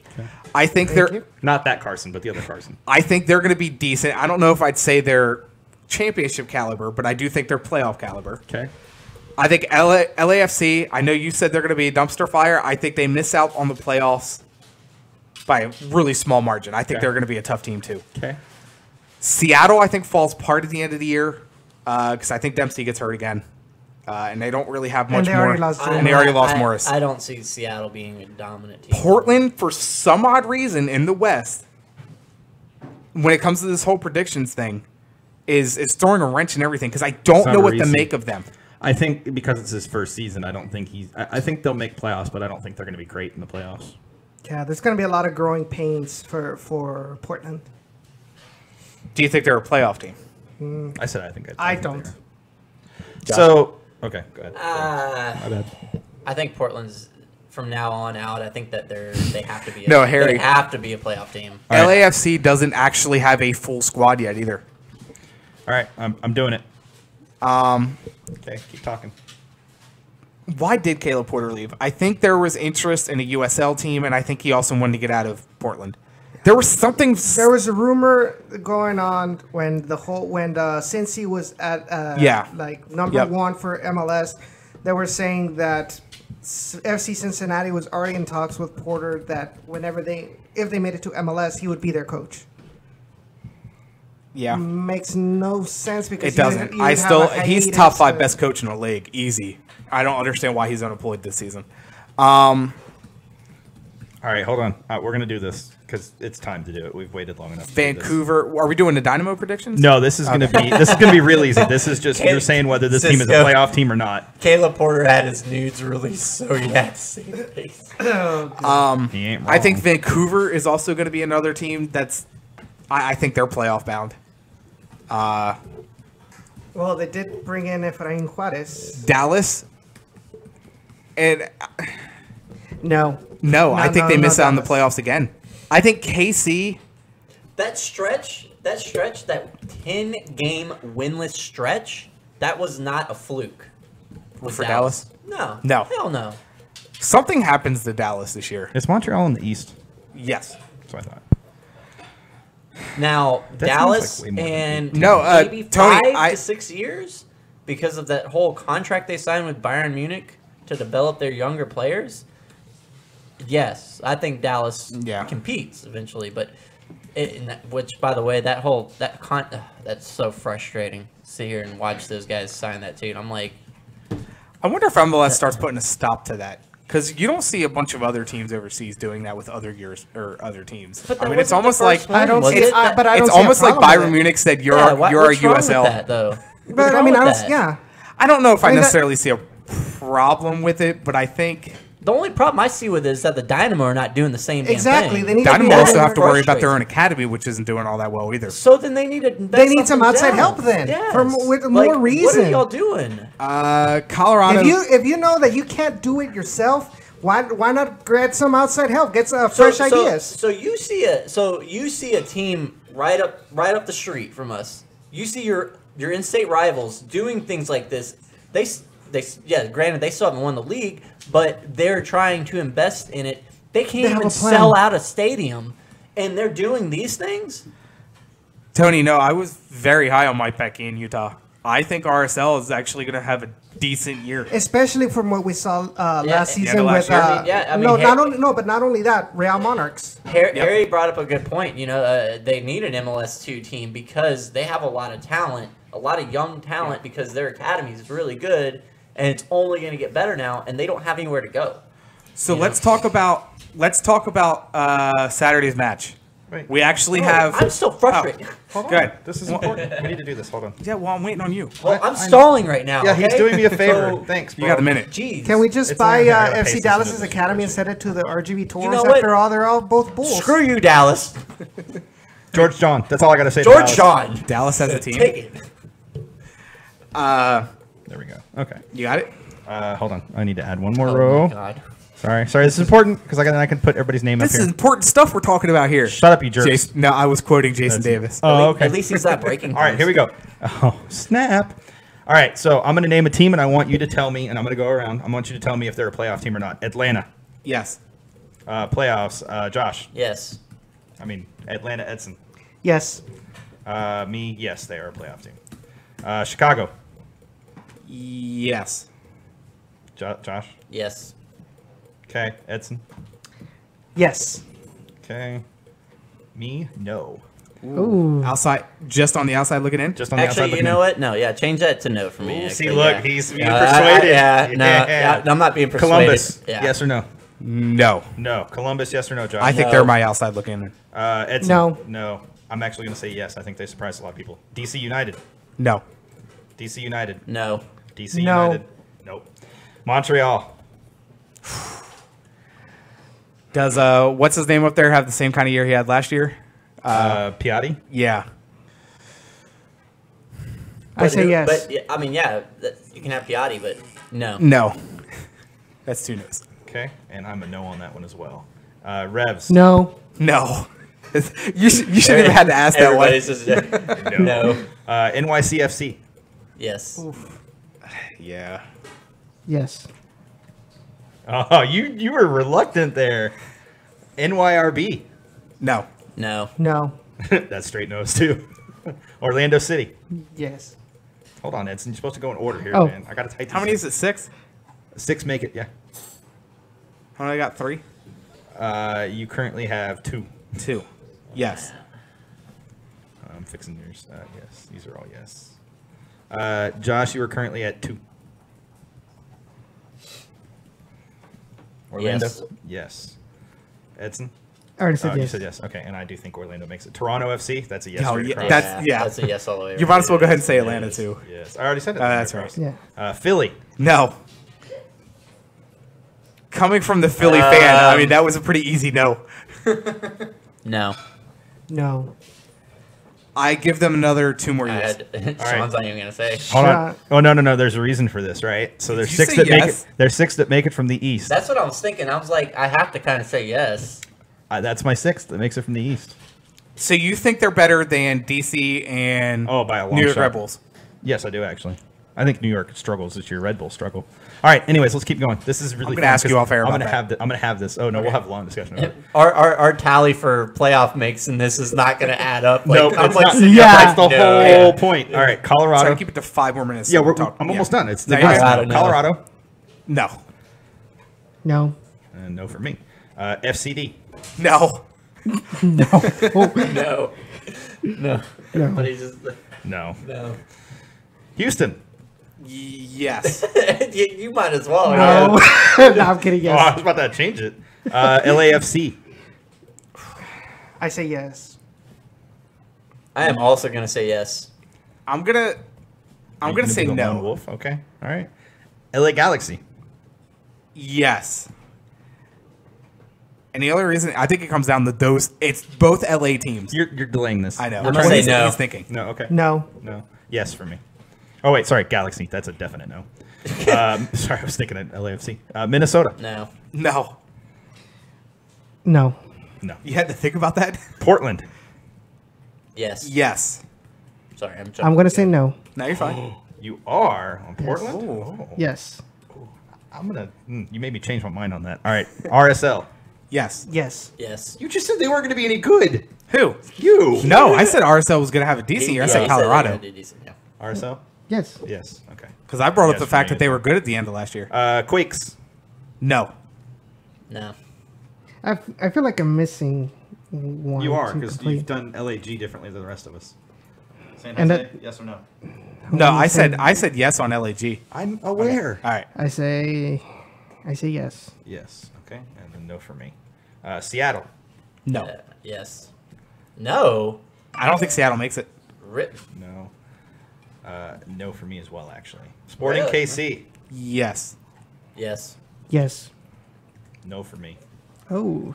Vancouver. Yes. Yes. No. You have way more than 6 making No, the that play. should be 6. No, you had 6 and like. Oh wait. Okay. I'm sorry. You're right. My bad. I was. I kept count. I saw you kept count. Okay, so that was you said no for Vancouver. I said yes. Yes, I for said no. Vancouver. Is You that said 6 for no. me on there? And I a think, yes for me. Hold was on, it I'll tell you in a second here. In a second. Davies, I think he has a Davis. big. Yeah, Davis. I think he has a better year than he did last year, All right, and I so think that's he's new one. face MLS. All right, I'm counting yours. 2, 3, 4, 5, 6. Okay, I'm pretty sure Josh has like 8. I got 6. 1, 2, 3, 4, 5, 6, 7. I got 7. You got 7. I'll read off your 7 here in a second. Or we can do it off air. I'm not worried about that. But all right, let's see. You have 1, 2, 3, 4, 5. So you're missing 1. You two can converse and figure out. Yeah, which you ones can you're have one of missing. mine. 1, 2. Don't feel bad. I'm probably missing 1, 2, 3. I'm missing 2. So if that says anything. Blame Sean. I have everybody from the West making it. I have hardly anyone from the West actually making the blast. I was just curious. This is important for us to I do. mean, I like this. This is fun. And the thing that keeps it helps us keep in mind too that we just sat there and said that the East was going to be easier than the West, but I'm looking at it. We could name the 6 teams roughly from the East that are going to make it, and the ones that wouldn't. For the most part, we agreed with the majority of them. There were a few we didn't. I agree see on. what you did there. But there are a lot. You saw how that worked, didn't you? It's all mental. And then it's a little different with the West. We were certain on a few, but there were a few really exactly. were questionable about. See, so I mean, I like what he did there because he did bring up a good point about how the East is changing, and it's like we just talked about. It's like there's a prejudice that we just have in our heads from having watched MLS as long as we have and covered MLS. Well, I mean, prejudice may be a bad word for it. No. But it's a preconceived notion that the East is worse than the West, and I think we're starting to see that shift change, and I think that's important because that's what MLS is going to be about. So Tony said that we were reluctant about Houston's chances, and I'll clarify mine. And that is, for the simple fact that the rest of the West has gotten stronger. So now I'm going to tie this in. We as a group. Sorry. No. And that's the only reason behind that. What did you do? It smells really good out. I know, right? Is because What did you do? the West has gotten, like I said, has gotten stronger. And I think we have the same kind of results that we had on the road, which will tie into next thing. What we had on the road. Going really bad, apparently. Huh? I didn't change anything. I think I know what it was. He messed up. I think You probably forgot to turn off the webcam microphone. No, I thought I did, but maybe Whatever. Anyways, keep going. I think that if you have the same kind of record that we did last year on the road, you're not going to make the playoffs, or if you do, you're going to squeak in. I think this is going to be the year. Counter when we go on break. I think this is going to be the year where you need to really worry about your road results. Road results, yeah, they're going to be important. I want to say this. So I was getting to this, and you wanted to finish your point, so I was letting you. So we, as a podcast, as a group, as a show, we went ahead this week and got together, and we did our predictions for the entire season. And we threw Cisco in there because Cisco has usually been pretty spot on, and I use him as a measurement for how off I actually am. And so a couple of things that I wanted to call out here in our predictions because I thought it was pretty great. First of all, just a quick rundown of the total records. Yeah, win-loss do the draw. total and then this month. That's what I was going to do. And I was going to tell points, too. Yeah. So total win-loss draw for me, 14 wins, 10 losses, 10 draws was my prediction for the entire season. Cisco had 17 wins, 9 losses, and 8 draws. Justin had 14 wins, 6 losses, and 14 draws. Josh had 18 wins, 9 losses, 7 draws. Edson had 19 wins, 5 losses, and 10 draws. So points across the board. 42 points is what I have as predicted based on the results. 51 is what Cisco has. 42 is what Josh has. Oh, no, wait, sorry. That's points to wins. Sorry, my bad. Points totals. 52 is what I had predicted. Cisco had 59. Justin has 56. Josh has 61. And Edson has us on 67 points. I don't know what he's smoking, but smoking is prohibited in the apartment. So like I said, who said it had to be smoked? Now, he's granted, absolutely right. Sean has given us we have until Saturday to Alter these predictions a little bit. Yes. And they might. And I'm not going to lie, Actually, guys. we're not altering the season ones. We will alter the month by month one up until Saturday. This season one, we'll just go with it. It's your gut. It's your gut. No second guessing. Yeah. I can tell you in the past, I've second guessed some results and went back and changed them before the season started. You can ask Cisco this. And when I did that, those results ended up. Guys, I'm not going to lie. I think Atlanta is my favorite to win the MLS Cup. As much as I want to see the Dynamo win it or anything like that. But there's also a difference between the opening game and the MLS Cup final. I agree. Yeah. But I also think that coming off the year Atlanta had, and they didn't really lose all that much. Mm-hmm. And if anything, I think they gained more than they lost. I think this weekend is our only loss at home all year. So going on that same note, since we did match by match, I can tell you that. Let me scroll up here. I'm gonna get so much shit for that. Yeah, you are. You are the only one to predict a loss this weekend. Edson and Josh both predicted draws, and myself and Cisco both predicted wins. Interesting little tidbit as well. I have us undefeated in the first 6 matches. Cisco has us undefeated in the first 4. Justin has us not undefeated. Josh has us undefeated in the first 5. And Edson has us undefeated in the first 4. You have us undefeated for those 3 after the Atlanta match. Yeah. And, I don't think it's going to be a blowout. It's not going to be like the last time when we lost 3-0 in Atlanta. Not at all. I think it's going to be close, and it's going to come down. That goal is going to come in the 85th minute or later. So there was one other thing I wanted to call out from the sheets that I went ahead and did this year. I added home and away, distinction between the 2 results. The reason why I wanted to call this out is it's kind of really cool to look and see what the home and away records, what we predict those to be. I'm going to skip the full season, but I am going to say the first month, the month of March, I have the team going 3-0-0 at home. So 3 wins, no losses at home, and then 1 away draw for the month of March. We have 4 matches in March. Cisco has us going 3 wins at home and 1 away win. So he has us winning the first 4. Justin has us going 2 wins at home with 1 loss to Atlanta, and then 1 away win. and then Josh has us going 2 home wins, a home draw, and then an away draw for the first 4. And then Edson has us going with 2 home wins, a home draw, and an away win. How many times, though, did I say last year that I am totally 100% okay with being proven wrong? Oh, absolutely. No, God, I have no problem I with that. hope. I said that last year when we were going through the predictions and we were close, especially at the end when I was on the number of points, and if we had lost, we wouldn't have made playoffs. So I was like, I hope I'm wrong. I hope we win this match just so that I can be wrong and we make playoffs. It was better than me being right and us not making the playoffs. So what's important out of those point totals, though, that I mentioned earlier, is that with those point totals, every one of us basically have us not only making the playoffs, including Cisco, who, again, is usually pretty spot on with his predictions, but everybody excluding me has us probably in 4th or 5th. I have us basically in 6th. Actually, no, that's 6th.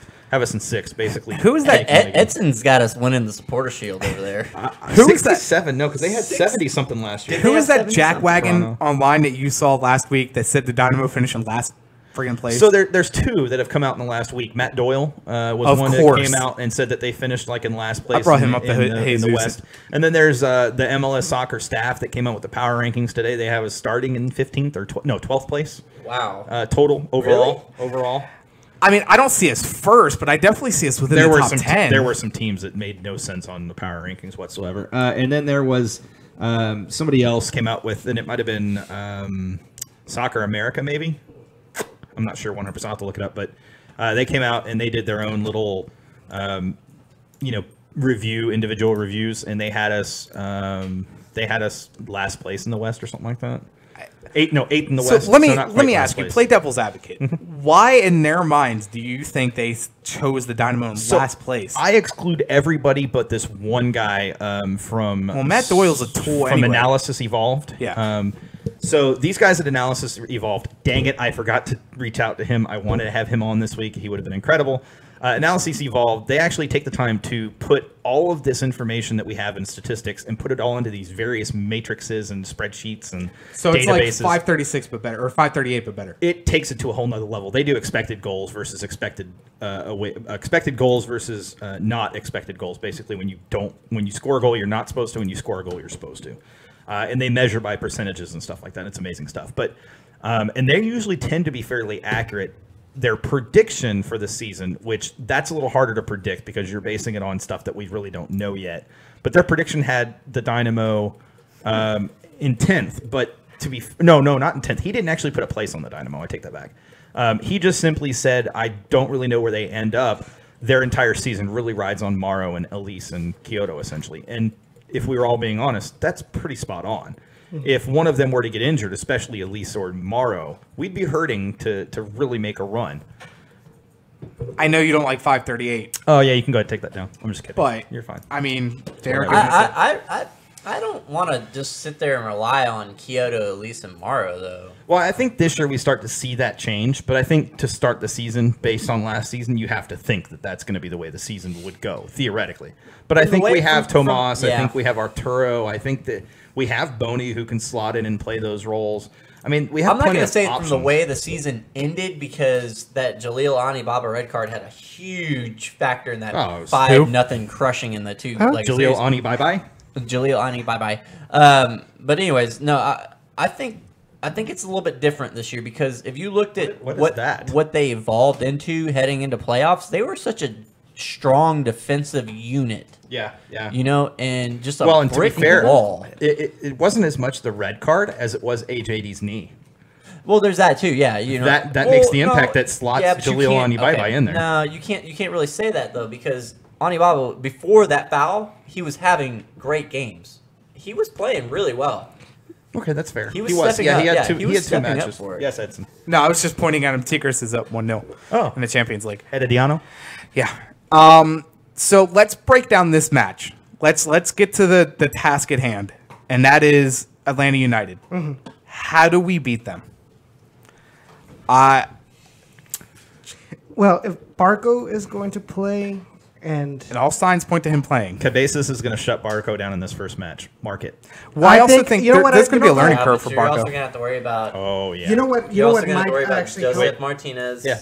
And then you're going to have to worry about Eyebrow. Eyebrow. Oh yeah, eyebrows. I can't remember his name either. Don't feel bad. Damn. Why? Almiron? Yes. Yeah, Almiron. Almiron. Yeah. How did I remember something and you guys didn't? We both weren't. I was thinking of Coleman, and I'm like, I know it's not Coleman. That's an FCD old player. That sucked. Now, what I was gonna say is, I think that's what's gonna help Cabezas. Cabezas is like he's gonna be playing with Barco's lack of experience. Absolutely. So he's gonna, and knowing Cabezas, since he's So one of those. Cabezas are is we- going to get him into So foul. are we already Yes. predicting that it's just going to be Cabezas and not Eric Alexander next to him? But Well, see, it could no, still but be see, Eric no. next to him, but I think Eric's is going to be kind of that. Eric is going to be kind of Cabezas that. has that South American school where like he's gonna give him like little taps with his foot, or little fouls to He's try going to to do get little him cheatsy to doodles. to try to get Barco's Try to pull him a Tomas Martinez. Yeah, basically he's going to Yeah, 'cause draw he's him just a into kid. fouls that he shouldn't be committing, simply out of frustration. Yeah. Yes. But I think it goes beyond that too. I think Alexander is going to be next to him, but I think Alexander is going to be in kind of that box-to-box midfielder role like Rigo was last season, where he wasn't killing attacks. And Atlanta being such a heavy counter-attacking team and such a we're going to put pressure on you high up the pitch, I think the Dynamo find ways to break that down. That's why I say this is going to be a win for the Dynamo. I think the Dynamo break down Atlanta. I really hope so. And actually expose how bad they can be when done properly. They're going to rely way too much on Barco. And yes, Almiron is probably going to break through and score a goal. I don't see them beating us at this point. That's not to say they don't have fantastic players, but prove it on the pitch. Early, it's early in season, and coming out, we're hosting. We're hosting Absolutely. too, so we're gonna have all the energy behind us. Yep. And I think there's an advantage to it too. Can- Also, that it's the first match coming out of Yeah. preseason, where I don't think these guys are going to be quite as sharp as you would expect them to be mid-season. Can we You know, do there's a- a thing called mid-season form versus preseason form. can we do prediction on who opens scoring, and then Sure. also Yeah, the let's- final score? Let's do lineups first. Wanna do lineups? I mean, first lineup of the year.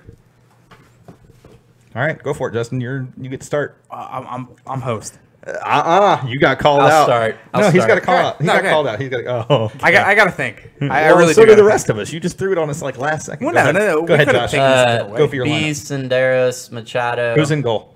Oh, I'm sorry. Sites. Sights. Oh, yeah. Okay. I just had to ask the question because there is that question. You know what? Ooh, isn't that a tough Yeah, I hate Nelson. this now. Okay, I'm done. I don't want to do it anymore. No, Nelson. okay, I'll go with Just my that guts. one position, that's all I yeah, care about. Chris Seitz. No Yeah. offense to Joey, but damn. I don't know. Yeah, Chris Seitz. I'm with you. I'm with you. And then I'm gonna go Bees. Then I'm gonna go Senderos. Then I'm gonna go. I did say Machado, but I'm actually gonna go Leonardo and then Machado. Okay, so you think that Kevin Garcia or George Malky won't be right back? Definitely not George Malky. I think Kevin Garcia over him. But I hate this now. No, Didn't think about it. And that's just Yeah, the defense. I know, You haven't this even made is- it past the This defense. is frustrating. All right, man. midfielders. God. Okay. Cabezas, Tomas, Eric Alexander. Okay. I'm gonna go Alberto Elise, Mario, and Andrew Wenger. Okay. Oh, Okay. I, My turn? I see where he's going with that though. Well, my turn. I don't Yeah. think Kyoto's match fit yet. From what Kyoto I'm hasn't hearing. played all the well, but good. Well, and I've also seen that they're leaning towards Wenger for starting at Yeah. least the beginning of the Yeah. season. So in goal, I do think Seitz gets the start. I think our backs, you're going to see Remick. Yes. You're going to see you're going to see Senderos. You're going to see Machado. You're going to see Kevin Garcia. That's my predicted 4. Midfield, you're going to see Alexander and Cabezas, and above them you're going to see Tomas. And then you're going to see Elise, Morrow, and yeah, I got to go Wenger. I don't see anything else in there otherwise. Subs off the bench, I think we see Boney as a sub off the bench, Arturo as a sub off the bench, Willis obviously is a sub off the bench, Leonardo, because I didn't say Leonardo.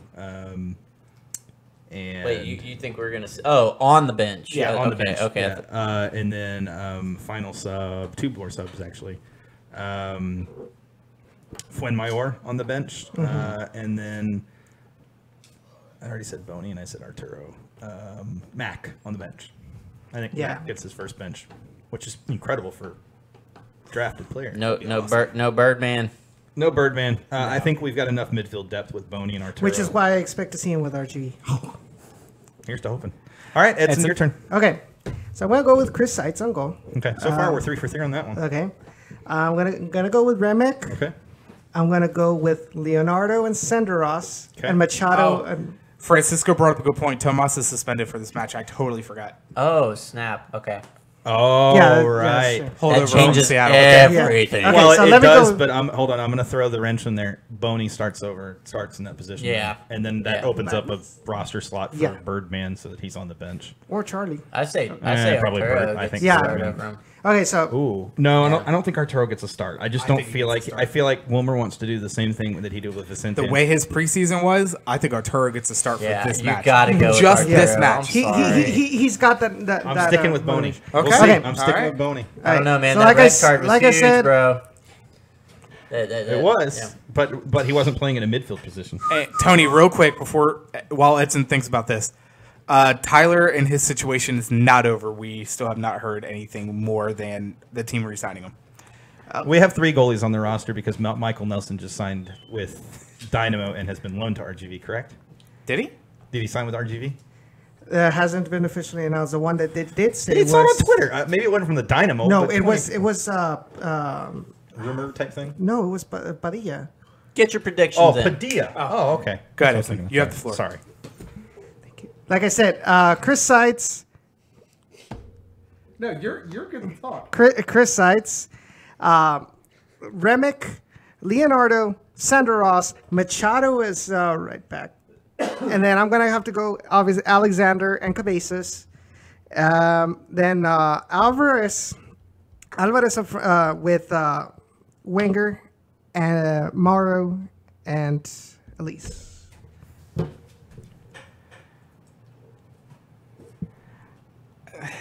Yeah. I mean, I think his makes probably the most sense. He just wanted to listen. He to just wanted to everybody. wait until somebody gave one that Yeah, he liked, yeah. and then No, he was I like, like I that want one. that one. No, because honestly, I'm surprised you didn't go with Dylan. Dylan? Okay, yes, I would have gone with Dylan, okay, because that's what I want. Are we going to get it? Probably not. To be fair, no, Beef but here's has the a thing. slight We knock. need somebody. We need. Am I on? Because I don't. Yeah, you are. Yeah, you Yeah, are. to be honest, as many times as I've said I wanted Dylan Remick to start, I don't get it. So I'm not going to No, get but my see, hopes up. here's the Hey, thing, though, and with you know what? Atlanta- If he starts Dylan Remick, you know what? Fucking happy With birthday to me with, then. with Atlanta United, you need somebody that's faster than DMB. Yeah. Absolutely, but then In DMB's defense, though, the guy's like 80 years old and still faster in 3/4 of the league. I am not. By all means, I am not saying Bees is a better player than Dylan Remick right now. I'm just saying I'm not getting my hopes high right now. So Yeah. I've got a I see lot. your point. I've got a lot of the same. Definitely Chris in net. I've got Remick starting. Dylan, Fremayor, Machado, Leonardo. That's your back. God, but I really want to start Senderos. Senderos for Leonardo. Flip them in there somewhere. And just kind of, I'm sorry, just kind of going back for Dylan. He wasn't in a lot of those. He wasn't even on the bench for a lot of those playoff games. Yeah, I don't understand that. But the one he did, and he made a difference. So Yeah. that should answer that from Wilmer. And the reason I don't start Boney is the fact that red card. I believe Wilmer Cabrera is one of those, like, if you do something like that when it's preseason, then your punishment will be probably not even going on the bench. Yeah. For midfield, I've got Cabezas, Arturo, and Alexander. And then up top, obviously, Mauro, Elise, and it's got to be Wenger. Kyoto's not match fit right now. Who refs this match? I say Kubo does. Who refs this match? Oh. Kubo. Okay. Well, Kubo will be unemployed soon. So just for anybody curious, Aketse, how do you pronounce that name? Aketse, the new Spanish midfielder from TFC. He has debuted in the 72nd minute in CCL. Nice. So Toronto FC. I got something for you. Oh, Kubo. I'm walking away. The way you said that with No. your eyes looking at me like that was kind of Kubo. Kubo. The Mexican Freddie Adu. Because at least Kubo is But still it- in first division, not like Freddie Adu, who's with Las Vegas Lights. But at least Kubo actually did something in a season. Yeah, so did Freddie Adu when he first came up. Did he though? Yeah, but Yeah, where he is he really now? did. He's with Las Vegas Lights, and Okay. according to Carson, it's a dumpster fire. But Freddie Adu's also like 30. Kubo has some time to destroy his own career, like he's already started to do. I have a point. So let's talk actual match prediction. Last year, even though we only played them on the road, we lost 4-1 in front of almost 45,000 at Mercedes-Benz Stadium. Kubo scored all the goals. This time, that's true. He actually scored one, Yeah. For the Dynamo, yeah. So he scored all the goals for the Dynamo. and it was a penalty. Not surprised. I mean, going based on what our predictions already were, the winner lost. Josh, what do you see the final being? Well, I predicted us a draw, Yes. so I'm gonna say 3-3. 3-3. Ooh. Today's seat space. Oh, by the way, it was at Bobby Dodd. It wasn't at Mercedes yet. Yes. Oh, it was a Bobby Dodd. Yeah, that's right. Edson, what's Sorry. your score prediction for the match? I said that they were going to tie. I'm going to go with 2-2. 2-2. I already had my prediction before. I don't know if you guys remember this. No, I don't. I went big. 4-0 Dynamo. Yeah, 4-0 Dynamo.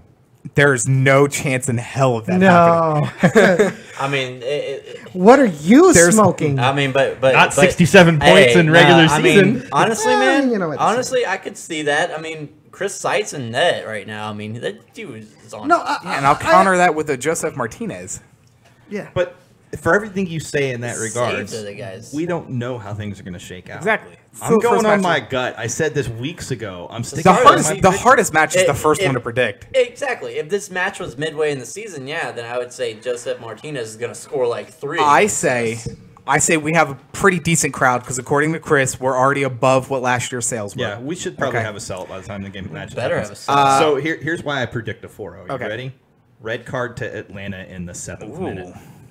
It's going to be Barco. Cabezas is going to get him. All right. What is this? The WWE? Like, what Told is this you. scripted? Hey, I mean, Them South Americans, man. Don't mess with the South So- Americans. That's all I'm saying. I think the team plays well. It's not that I think we're going to lose because we play like trash. That's not what it is. I just think Atlanta is. I just have a feeling about Atlanta this year, Okay. You can have that feeling. and I think it's 2-2 going in the 85th minute. We blow it then by 1 goal. I say we lose 3-2. All right, so there's one thing. Okay, it's whatever. Everybody has their own choice.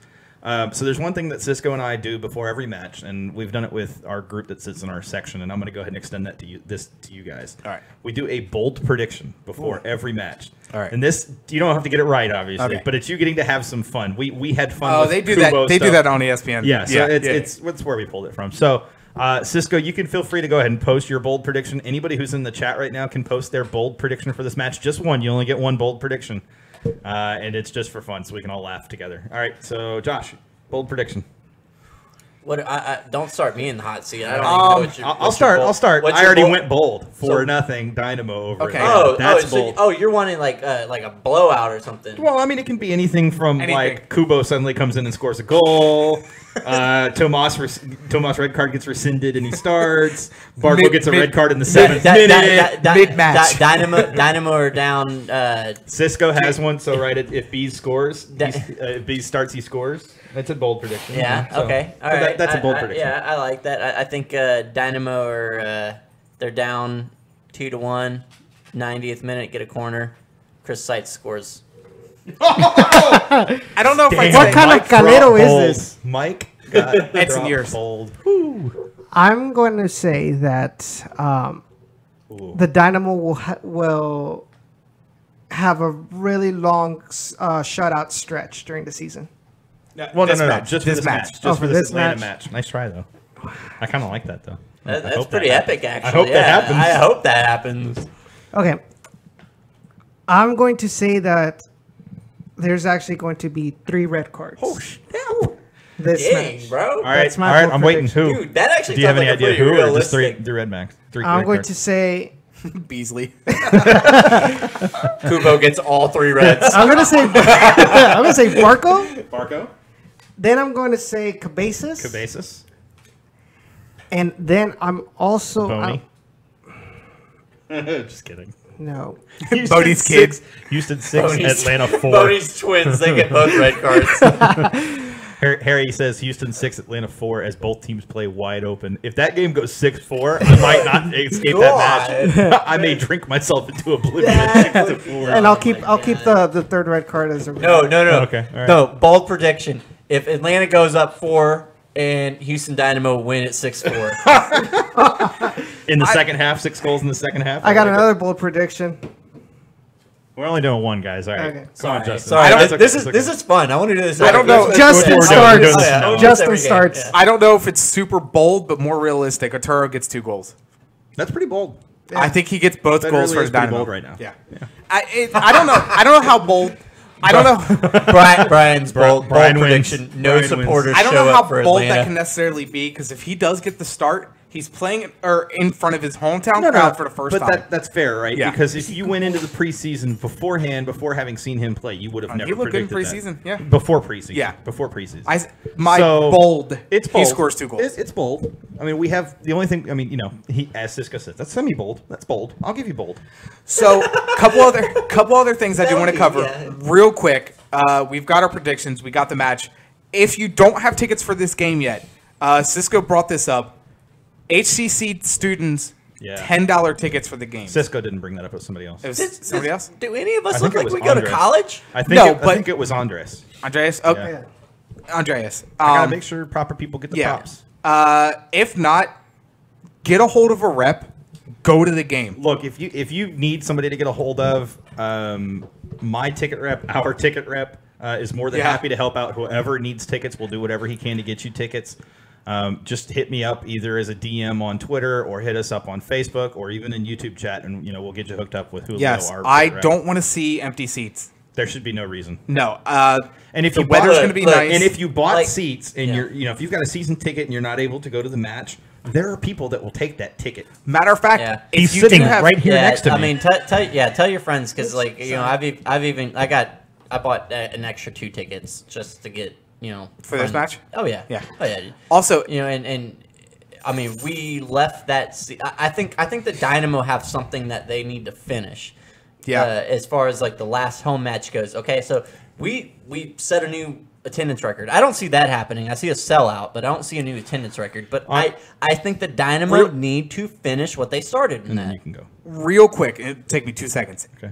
If you don't want to put them on the marketplace and you guys do trust us, we love giving away tickets to listeners. Yeah. And So we'll do if- it the day of. too. Yeah, we'll do it the day of the game, day of the show. We'll do something.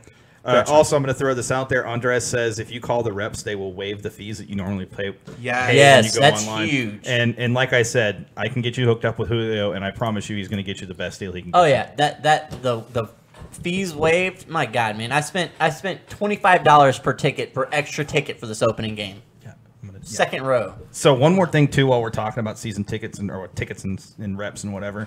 If you don't have season tickets and you want to get them, there are still seats available. Oh, yeah. Reach out to Julio. I'll get you his number. Reach out to us. We'll get you hooked up with Julio. He'll get you a season ticket. I guarantee you that. A lot of people are complaining about what came in that season ticket box, but at the end of the day, you're paying for the experience of the Dynamo match itself. I would love to have the extra swag. I know you're kind of upset about that. But at the same time, Flip over a I mean, table. I will take Dynamo making MLS Cup or Dynamo making Western Conference Finals again over having a freaking scarf in Yes. my box. Oh, that's completely different from, Well, but I'm a just season saying- but ticket that's- package. I'm not ever going to give up my season ticket. Real quick, I'm just couple other things before I go to break to close out the show. We'll stay on for an extra 15 minutes and BS like we always do. But She Believes Cup does start Thursday. Yes. U.S. Women's National Team will play Germany, 6 o'clock Eastern Time, March 1st, Map-Free Stadium. It will be on ESPN2. You want me to read my read? Yeah, good. All right, the U.S. Women's National Team, in case you guys forgot because we talked about this earlier, the U.S. Women's National Team take on Mexico on April 8th at 12:30 p.m. And you can join AO Houston and Keeper Notes for an American Outlaws party at the Phoenix the night before on April 7th. Keeper Notes will be hosting U.S. Women's National Team trivia, playing classic U.S. Women's National Team videos, and a raffle will be held, and you must be present to win. American Outlaws pre-match tailgate will be held at Lucky's Pub, that's Lucky's downtown, right across from BBVA, at 10:30 a.m. until noon before the match on April 8th. American Outlaws will have a dedicated supporters section, and the ticket link has already been added and is available if you have access to it. AO Houston will have stickers, shirts, scarves, beer mugs, koozies, and shot glasses available at the night before party. They take either cash or credit card at the party, or you can pre-order at aohouston.com. If you're looking to join others in supporting the U.S. national soccer teams, sign up for an American Outlaws membership at theamericanoutlaws.com/membership. U.S. fans of all ages are welcome. Yes. And then before we go on air again, March 4th, we will be taking on the U.S. women's national team will be taking on France at Red Bull Arena. That match is at 11 o'clock our time, ESPN2, Sunday. And then we'll have another match to talk about. And we'll cover the scores and stuff like that. Real quick, other matches this weekend. One thing I did want to bring up real quick is Gold Cup being expanded to 16 teams. that is a possibility, and I'm super excited about that. But we'll talk about that. How many teams? I'm not. 16. 16? Yeah. The what? Not happy about that. The what? Gold Cup. Oh, Gold Cup. I thought you said the World I am. Cup, and I'm like, we'll what? talk about that next week. It'll be a good topic next week. Yeah. Tune in next week. Yeah. Real quick, one thing I wish MLS would do, because I think it'd be cool. First match of the season should be just like the NFL. Champion team and the team that you played against. Typically, sometimes they'll do that. So you're saying TFC versus Seattle? Yes. That would be an abysmal match right now without Jordan Morris. It would be, but I still think it's cool. I think they should get the primetime game, maybe put them on a Friday night. I know they can't like this that- year because I like, of CONCACAF I like what they Champions did League. this year with the matches, to be honest, for the first week. We'll get there, Edson. Chill out. This match this week is fantastic. So. Yes. So starting off at 12 o'clock our time, it is not on TV. It will be on MLS Live until the ESPN stuff starts. Toronto FC versus Columbus Crew SC. Then we are on national TV at Univision, 2:30 our time. Houston Dynamo versus Atlanta. And What? and what? we're not just on Univision. We're on MLS. Oh, and Cube 57. I forgot match. that it's on both. Well, it's important. Every Yeah. match Yeah, you is have on to Cube plug. this year. I'll probably end up watching Univision only because the quality is Wait, better. was every match not on Cube last year? No, it wasn't. There were a few. Any national broadcasts were only nationally broadcast. This Oh, year, thank you. This year, Eddie and Glenn will be doing every Dynamo match. Because I'm sorry, not just because they're our hometown, but the commentating from those The two announcers guys are are fantastic. Glenn and Eddie. It's abysmal everywhere else. The Glennity. 6 o'clock Union versus New England Revolution. 6:30 Orlando City DC United. 7 o'clock FC Frisco versus RSL. 9 o'clock on Saturday San Jose Go versus RSL. Minnesota. One of the few times I will be cheering for Kyle Beckerman. Then Sunday Seattle Sounders versus LAFC. That's a I'm great actually match. excited Yeah. that will be on That would be ESPN. fun to watch. That's a good match right there. too. Another good match. Vancouver versus Montreal. Any Canadian team playing against each other. I like how always the a difficult related match. news is how Vela's excited about life in LA on and off the field, and then something about Houston. Like, how Yeah. do those match up I with don't those know. Canadian teams? 6:30 Sporting KC versus NYCFC. That will be on FS1.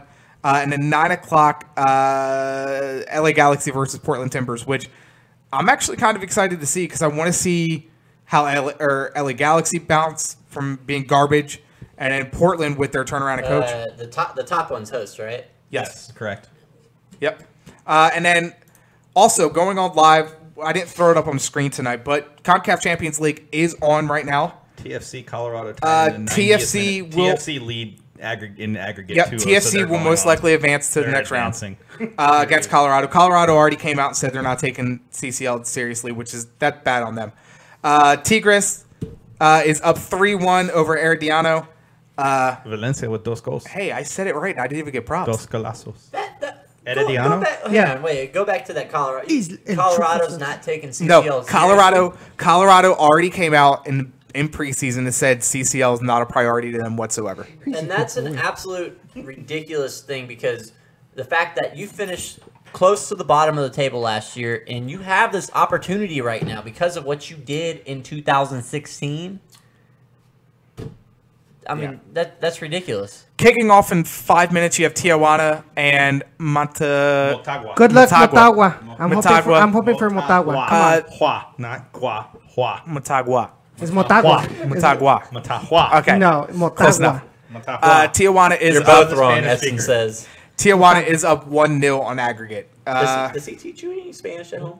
So I do have to say Okay. I want to wish Motagua the best of luck. They treated us really well, both down in the valley as well as the atmosphere at HB Park. Also- And speaking of Yes. down in the valley, Edson and I are going to San Antonio Nice. for On Friday. the match on Friday. Nice. Go ahead and give a little Nice. teaser for the show. Okay. Give you about a minute. So tomorrow, all right. So tomorrow, I'm going to be talking about what happened on last Saturday in the friendly between RGVFC and Motagua. If you want to see a sneak preview of what I'll talk about, go ahead and read my article at downinthevalley.com. It's in both English and Spanish. Nice. And so that article actually gave me the best views on my That's awesome, website dude. for. Someday the Peel site will be good enough for him to post there I too. plan on learning Spanish this year. So, and I will also be talking We'll about. just send it to I'll the try translate. to investigate what was said today at RGVFC Media Day, as Was well. there a media day? There was actually a media day. Hey, real quick, how did the Champions League match go down there? I know the attendance wasn't that great, but how was the product on the field? It was so good. Was it? It was like Motagua and then Tijuana. It was a close match. With the fans that were But- there, did it but have a decent There's atmosphere? something you should be aware It was of. it was. What was the But- what was the but? But there were a lot of thunderstorms that night, and Yeah, I the did power hear went that. out. Mother Nature decided of all the days in RGV where she doesn't do anything else the rest of the year, Yeah. she decides that night she needed to just unleash her fury, and there was a power Yeah. outage in the middle of the match. Okay, real quick, so I can run back down through Yeah, hurry CCL up, stuff. go. Make sure you catch Edson's show tomorrow. 7. What was that? At 7 At p.m. 7, okay. FC Dallas will take on Turo FC. They are down 1-0 on aggregate. Thank God. Chivas will play Sabao FC, 7 o'clock. They are Guadalajara is up 2-0 on aggregate. Club America is up 5-1 on aggregate over Saprissa. That match is tomorrow as well. And then New York Red Bulls will be playing Olympia. They are tied 1-1 on aggregate. Santa Tecla. And then Seattle Sounders down 2-1 on aggregate. Will be taking on Santa Tecla. That's in Seattle though. Yes, in Right, Seattle. totally Jordan different. Morris is out for what, 6 to 8 months? 6 to 8 months at least. 6 to 8 months. Big loss for them. Again, Well, it's a good thing because if he was playing on turf this weekend, he'd probably Finish. the first. He'd probably wreck himself anyways. Yeah. So, you know. so I do got to close the show out, but definitely stick on for If the you're last in 15 YouTube- minutes. Yeah, if you're in the YouTube chat, stick What around. is We'll the keep chatting. form with that they're showing though? Like I'm looking at Seattle. It says It's loss, win, win. MLS. MLS, and it includes preseason actually as well. Does it? Yeah. Okay. Oh, I didn't know okay. ESPN I did. was like, they lost the MLS Cup final. What are you talking about? Win. But I do got to say, I'm going to mute you guys just so I don't get background Hurry up, noise. go. Thank you guys for tuning in tonight to The Peel. Thank you guys everyone on YouTube. I was going to say Facebook, but it didn't work. Go ahead and give this video a like. Go ahead and share it and subscribe to our channel to get notified when The Peel and Down the Valley go live. Be sure to check out our Twitter at The Peel 05. Check us out on Facebook, The Peel 2005. Be sure to check out our website, thanks to Sean and Embrace Fusion, thepeellive.com. Be sure to check out Edson, his show Down the Valley on YouTube, and follow him on Twitter at Down the RGV. Also, check out his website, downtheRGV.com. Lastly, check out our friends Dynamo Theory. You can follow them at Dynamo Theory on Twitter, and get all your Houston Dynamo and Dash news at dynamotheory.com. Be sure to tune in next week live, Tuesday, 7 o'clock. We will have results, finally, meaningful results to talk about. We'll have the next match after that to set up. Yeah, maybe some other big news. Maybe. I'll allude to that later. Yeah. Sean knows. Of course I know. I showed him. All right. I'm not going to get too deep into it, especially if she's watching. Just saying. But thank you guys again for tuning in. I'll unmute these guys. What's up? You were the worst at surprises. Like, All right. Anyway, Not really. so She it's knows 9 it's gonna o'clock. happen. She All just right, doesn't know So when you or need where. to kill every. No, you don't need to kill everything. All right. So let's give a little break in here. You got Yeah. music to play for a few seconds. Yep. Okay. I did. So if Motagua passes to the next round, HB Park might actually host them again. So that's why I'm listening.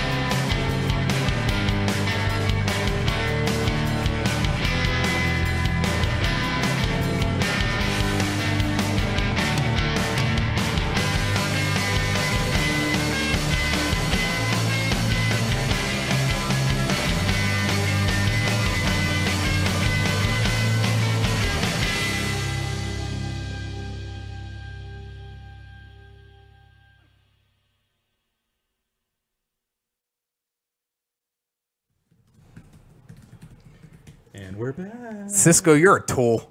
Wow. Justin just wishes he had one. I've had no question or No questions? I've had no issues. At least I have somebody to put my armor out tonight. Just saying. Oh, hey, Brutus. So what questions do you guys have? We're taking questions. Yeah. So feel free to ask questions. Also, while you guys are on, Damn. if you guys have any suggestions for us about our show, we totally want to grow this and be the biggest Dynamo talk whatever here in Houston. Dynamo talk, whatever. Well, anything. I mean, we Dynamo want Dash. yeah, we want this to be the home for Dynamo Dash talk that's not filtered by the club or anything. We're sponsors. I mean, we are looking for sponsors, but That's not going to stop. no, because part of the only reason we really want sponsors is To we grow the show. well that and we want to do things like scarves with our names on it that we can give away to you guys. We want to do stickers or pins or merchandise in general to give away to you guys. Is there a Wilmer chant? Is there a Wilmer chant? So let me tell you, David, about chants here in Houston. No, there is not. It is EB, strictly EB, all EB. Have you ever been to a church? I know because Manotas they're has basically one. Church songs made into chants. Cisco. So the latest with the player out of Honduras is he's already been signed to Portland. Portland owned his discovery rights. Correct. And the Dynamo, they scouted him. They began discussions with Portland about it just because they were curious, and Portland's asking price was going to be too high for the discovery rights. So, Portland's also hurting right now for added depth. yeah. I mean, Well, so are we in certain spots. Well, but I mean, they're saying that he's going to two. Oh, Wow. I'd rather start with Peel Beer, but I mean, to each their own, I suppose. Yeah, I guess one technically leads to the other eventually. yeah. for Just thinking across MLS. promotion. okay, so Harry wants to know for MLS Fantasy who is the must-own Dynamo player. Elise. At least by far. Yeah, I don't even both think Elise. that's questionable at Yeah. this point. No, that's Yeah. hands down. Well, I don't know. No, I think Elise is going to be the one. Albert Elise, hands down. He's The way gonna he's carry looked this in team. preseason, the way Okay, he looked most at the end owned. of last No. season. Yeah. No, must own. Because I was going to say, you have to have you don't get much out of midfield anyway unless No. they score. And Cabezas isn't scoring a whole lot. No. Well, that's not true, right? Because defensive midfielders do get the bonus for defense, and then they also sometimes will get points for tackles and things like Yeah, that. but, Andreas, okay, we let's- are let's- doing a league. Did we set up a league on MLS We did. I will pull that link and send it out. tonight? I would try to do it tonight. If you Yeah, can. I guess We need tonight. to get I'll that send in it out before tonight. the season starts. Yeah, well, I mean, make it's my not a. Yeah, you can go make it and then join We'll the league after. we'll do. So last year we were going to do a trophy. I still haven't gotten around. I have somebody doing the wooden spoon Do it trophy right now, guys. for Calvin. Not Calvin. It was No, it Brandon was, Williams. It was Brandon. Yeah. I wanted to get a trophy for the winner, but he ended up getting a gift card anyway. Yeah. We would love to do that, yeah, Specialist appeal. but that would be great. Well, look, we should- we've, you know what, we we've should just had get- Eddie on our show before, and then we've also been offered from Glenn. It's just coincided with our show about being Yeah. on Soccer Matters for a roundtable, So there, it's not like that's not an option about doing Yeah. a show with them. We've done, as far as doing it at the game, we can't do it at the game, but we've done pre-game shows before. So, speaking of that,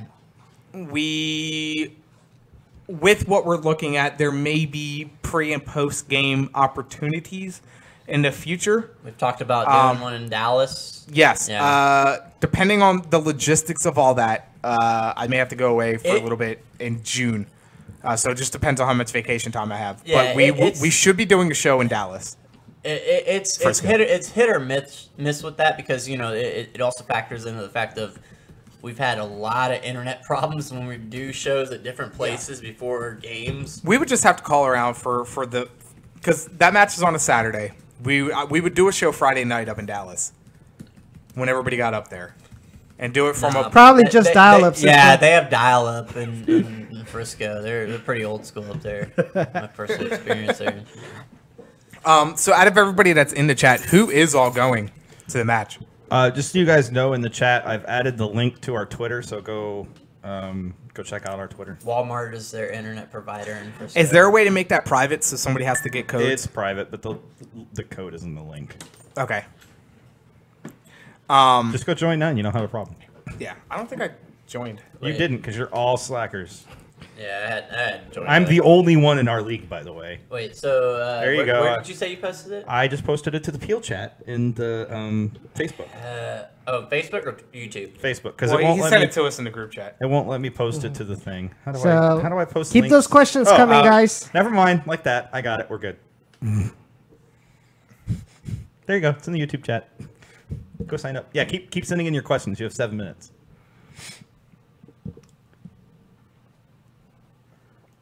Did you guys see Swooshy's Yeah. comment? Yeah, I saw. Yeah. So what's so different about this fantasy this year? Like They is it like tweaked a few things. It's not hugely different. You can still like sub in and out players pretty much every week, right? Yeah. Or transfer Yeah. players in. Yeah. Okay. Oh, I'm so down with that, Swishy. The Peel whiskey. Hell yeah. The Pisky. I don't know what that would be. The Pwisky. Okay, David says opinion on game vlogs and fan reactions. Asking for a friend. David, honestly, I like seeing as many fan, video logs after the match and fan reactions after the match as possible because it's a great thing. It's great for the coverage of the team. If we see some, if you guys do one and then tweet us a link to it, we'll be happy to watch it. And, Oh yeah. Maybe even pull some of that content in. We Justin kind of said this earlier. We want to be a voice for the fans, and you guys are the fans. So, You know what I was actually thinking as well? Like, if you guys are at the game, and let's say you record yourself after the game, talking about what you liked about the game, what you did not like, and you share it with us, we'll go ahead and share. We'll go ahead and share it on our Twitter account or on Facebook as well. yeah, we'll help you guys get around.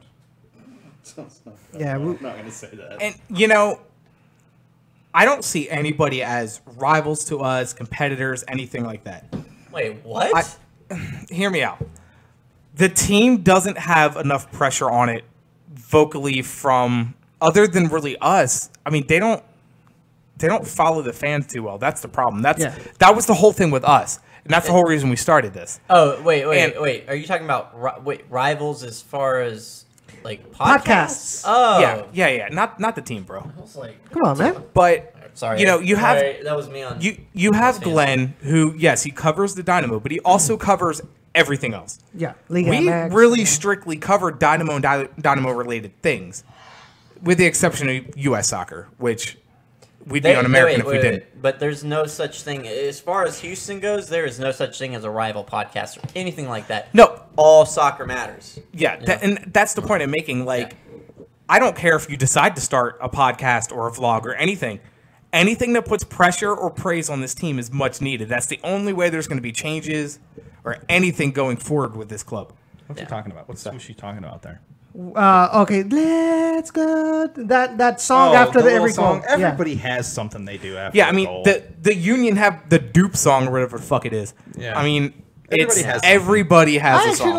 actually like that. I mean, song. go to a hockey game. You hear a freaking boat horn. Well, that's not the Dynamo's original song, right? Y'all know that it's that's correct. Pennywise, right? Yeah. There's That's actually a Pennywise song. I didn't know that. There's a team in Bundesliga Dude. or something like that actually uses That's a that Pennywise same song. song. Oh, I didn't know that. And then you'll have for example Lobos WAP have a wolf howling every 2 minutes. Yeah, I mean it could be worse. A lot of the soccer teams in MLS, the goal chance they have, I think there's a good 3 or 4 of them. They're Pennywise songs. Yeah. Hey guys, we got 4 people in the league. Y'all, we got 30 teams that can sign up. Sign up. Yeah, y'all spread. I'm gonna tweet the hell out of this shit. Yeah, 30. Yeah.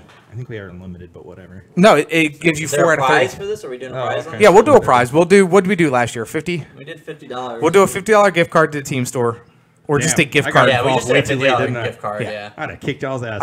We'll do that, and then the loser gets a wooden spoon, and we'll give them a Starbucks gift card for for their horribleness. $5 Starbucks gift card. Yeah, not even quite enough. I have for a wooden full spoon. Starbucks One of the guys I work with does wood burning etching. Oh, that's awesome. Yeah, so I'm doing that for Brandon Williams, and I'll give it to him this year. I'm so frustrated because I tried to put my team name as the team name we were going to have in our draft league. Yeah, he didn't even know about it. What, the draft league? Yeah. No, I know about it. I signed up. Yeah, no, I'm talking about my team name. Oh, what's your team name? I'm going to beat Justin. Oh yeah, Really? I saw that, yeah. So we do have to make. We've got to make some little side bets for this Cisco league this says year. he wants Brutus as a prize. Yeah, we do. Fuck you. Yeah, we do. If you win, Cisco, I'll help you steal him. We for a need week. we need a Peel Derby, But only a week. like a Peel Appeal Derby. Derby. Yeah, a Peel Derby. Okay, is so- standard. Wait, so Winners what? between Houston us. Hoedown versus FC No, Brownsville? Not enough? It's everybody versus everybody. Yeah, He means out of like us four. It's a he four-team means fantasy league, fantasy just wise. between us and our Like league. Cascadia Cup yeah, type deal. Cascadia Yeah. Cup kind of. Yeah. We don't need to have a separate league for that because we're gonna no, unless no. you want to go head to No, head. we're not every going to week. have No. a separate league. But It's the just- winner, yeah. the winner gets something. Loser has to do something. Yeah, that's Yeah. fine. Yeah. Oh, God, as long as it's not Loser putting gets an another FCD tattoo? Eagles shirt No, on. that'll be fuck fine. tattoos. Oh man. No. Loser gets an FCD tattoo. It could be temporary. Nobody said it had to be permanent. Oh, okay. Temporary. I'm You have okay to with wear it for one match. And it's Hell going to no. Be, if Hell it's temporary, no. if it Do is we Do temporary, we still have the it's FC temporary. Dallas shirt? it. Yeah. Oh, it's gotta be trashy like FC or like Dallas. You gotta put the temporary on your neck. That's what I was gonna say. It has to be somewhere visible that everybody can see it. I'm just saying, Edson, you're probably coming in last. Considering that I really always forget every time I join a fantasy. Well, then I guess you better set a reminder on your phone. You live with me. It's not gonna be a problem. Actually, no. I'll probably pray on the. Oh, fact look, that Blues fans already running his mouth. The league is mine. Okay. Now, what I will Well, say, moves, Cotton. the Peel versus Frisco podcast indoor soccer game. Hey, I'm game. Let's do it. That's an actual idea that I've told There's you guys. not enough of us. Well, we. That's okay. We'll get the ringers, Glenn and Robbie, Glenn and Eddie to come out. We got this, and I'll bring Travis with me for goalkeeper. You're Hey, I'm go- outfield. You're gonna play outfield. Hey, Sorry. got 1 minute. Don't forget about Victor. Oh yeah. Yeah. And Corey. Apparently, Corey's not great.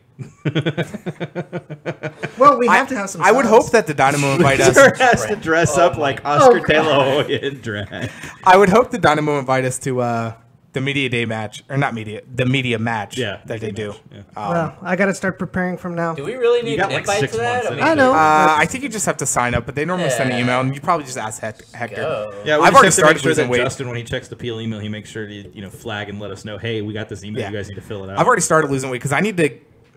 Adidas kits are so fucking tight. They are. Yeah. Well, that's if you're Yeah. getting authentics, yes. If you're Yeah. getting replicas, they're not as Although tight. you know what, the goalkeeper kits are surprisingly loose, even though they're at a zero. Yeah. Oh, the new ones? Freaking comfortable. the other one I have. It's in. Francisco oh, says, my. "Shave your legs, bro." Oh, damn. Never. Well, that is our allotted 15 minutes. I would love to talk more, but I do have to be up at 30:30. I need to get back to the apartment because I got to go send something for work. Apparently, Yeah, Tony. I mean, I'm 30, and I know it's hard. I'm 35, bro. I'm right there with you. God, losing weight sucks. Does. God, I guess I don't have any excuse. Pretty much. I was Pretty much. I'll make a joke off air. Thanks, David. We appreciate it. Yeah, guys. David. Thank Thank you, you. guys. Be sure to Don't tune forget in about next tomorrow. week. If you see us out at the stadium Saturday, kick us. No, I'm joking. Hey, Brian, if you're Hey. there, Lockridge, if you are there, I'm gonna be. I'll make it to the TA tailgate. I don't know how early in advance I will get there, but I will get there, and I will have the scarf for you. If you see us at the game on Saturday, buy me a drink. It's my birthday. It is his Please. birthday. Yeah. Yeah. No, Harry, no, not at all. You Nah. need to, you need to lay it on. Does he give you a lot of shit? Well, he's giving him a bunch this week because it's rivalry. Oh. Yeah. No, but I welcome. Hey, I did hear that stadium Tony. though in San Antonio is pretty cool. You got it, Brian. I know you wanted The to do Scorpion, or Yeah. what used to be the Scorpion Stadium, Yeah. now it's San Antonio FC. that. Was it? It's Toyota too, right? Toyota Field. Yeah. Yes. Field. Heard it's pretty nice. I'll let you know. Yeah. We'll take pictures. Yeah. We'll come back. We'll have a full match report. Oh, real quick, and I meant to bring You this up going in there the just for the day or what? real For the quick. night, yeah. Well, I we're not did even staying mean- overnight, are we? I No, did we're mean to driving bring back. this up in the show. It's only 2.5, 3 hours from here. I don't know if you saw it in the pictures, but the pitch looks fucking fantastic. Yeah, you saw that. I think they rolled out all all new grass. So they'd already planned to do that. They had been using one type of grass that was supposed to be hardy during the summer, but it was having trouble because it was getting too wet. And it's Houston, so that's just a guarantee. Giggity. Bingo. And then so they switched to a different type of celebration, and that's supposed to be hardy in the summer, but it's also supposed to handle the water better. Yeah, 'cause we all know how bad it is here in the spring. Exactly. But thanks again, guys, for tuning in. Tune in next week at 7 o'clock. You see us out there at the stadium. Shake our hands, say hi. We'll take pictures. No, he's right. It's promoting. It's just hard. Love y'all. This is our life outside of work is soccer. By the way. Well, no, he's saying lives outside of soccer. There is no life outside of soccer. It is called work. Yeah. Yeah, So, that is. Yeah. I'm trying to join Edson when I can for that show. It's just work and life, and I'm tired by the time he actually gets home. Yeah, and almost everybody else is down in RGV. So. Yeah, nobody cares about Tarzan. What? Oh, damn. Hey, I need to already leave got him because we're last about to week. see a throwdown. Ooh. Hey, why don't you go ahead and close? I'm getting there. Okay. Say that louder. All right, guys. Thanks for tuning in, Sit guys. down. All right.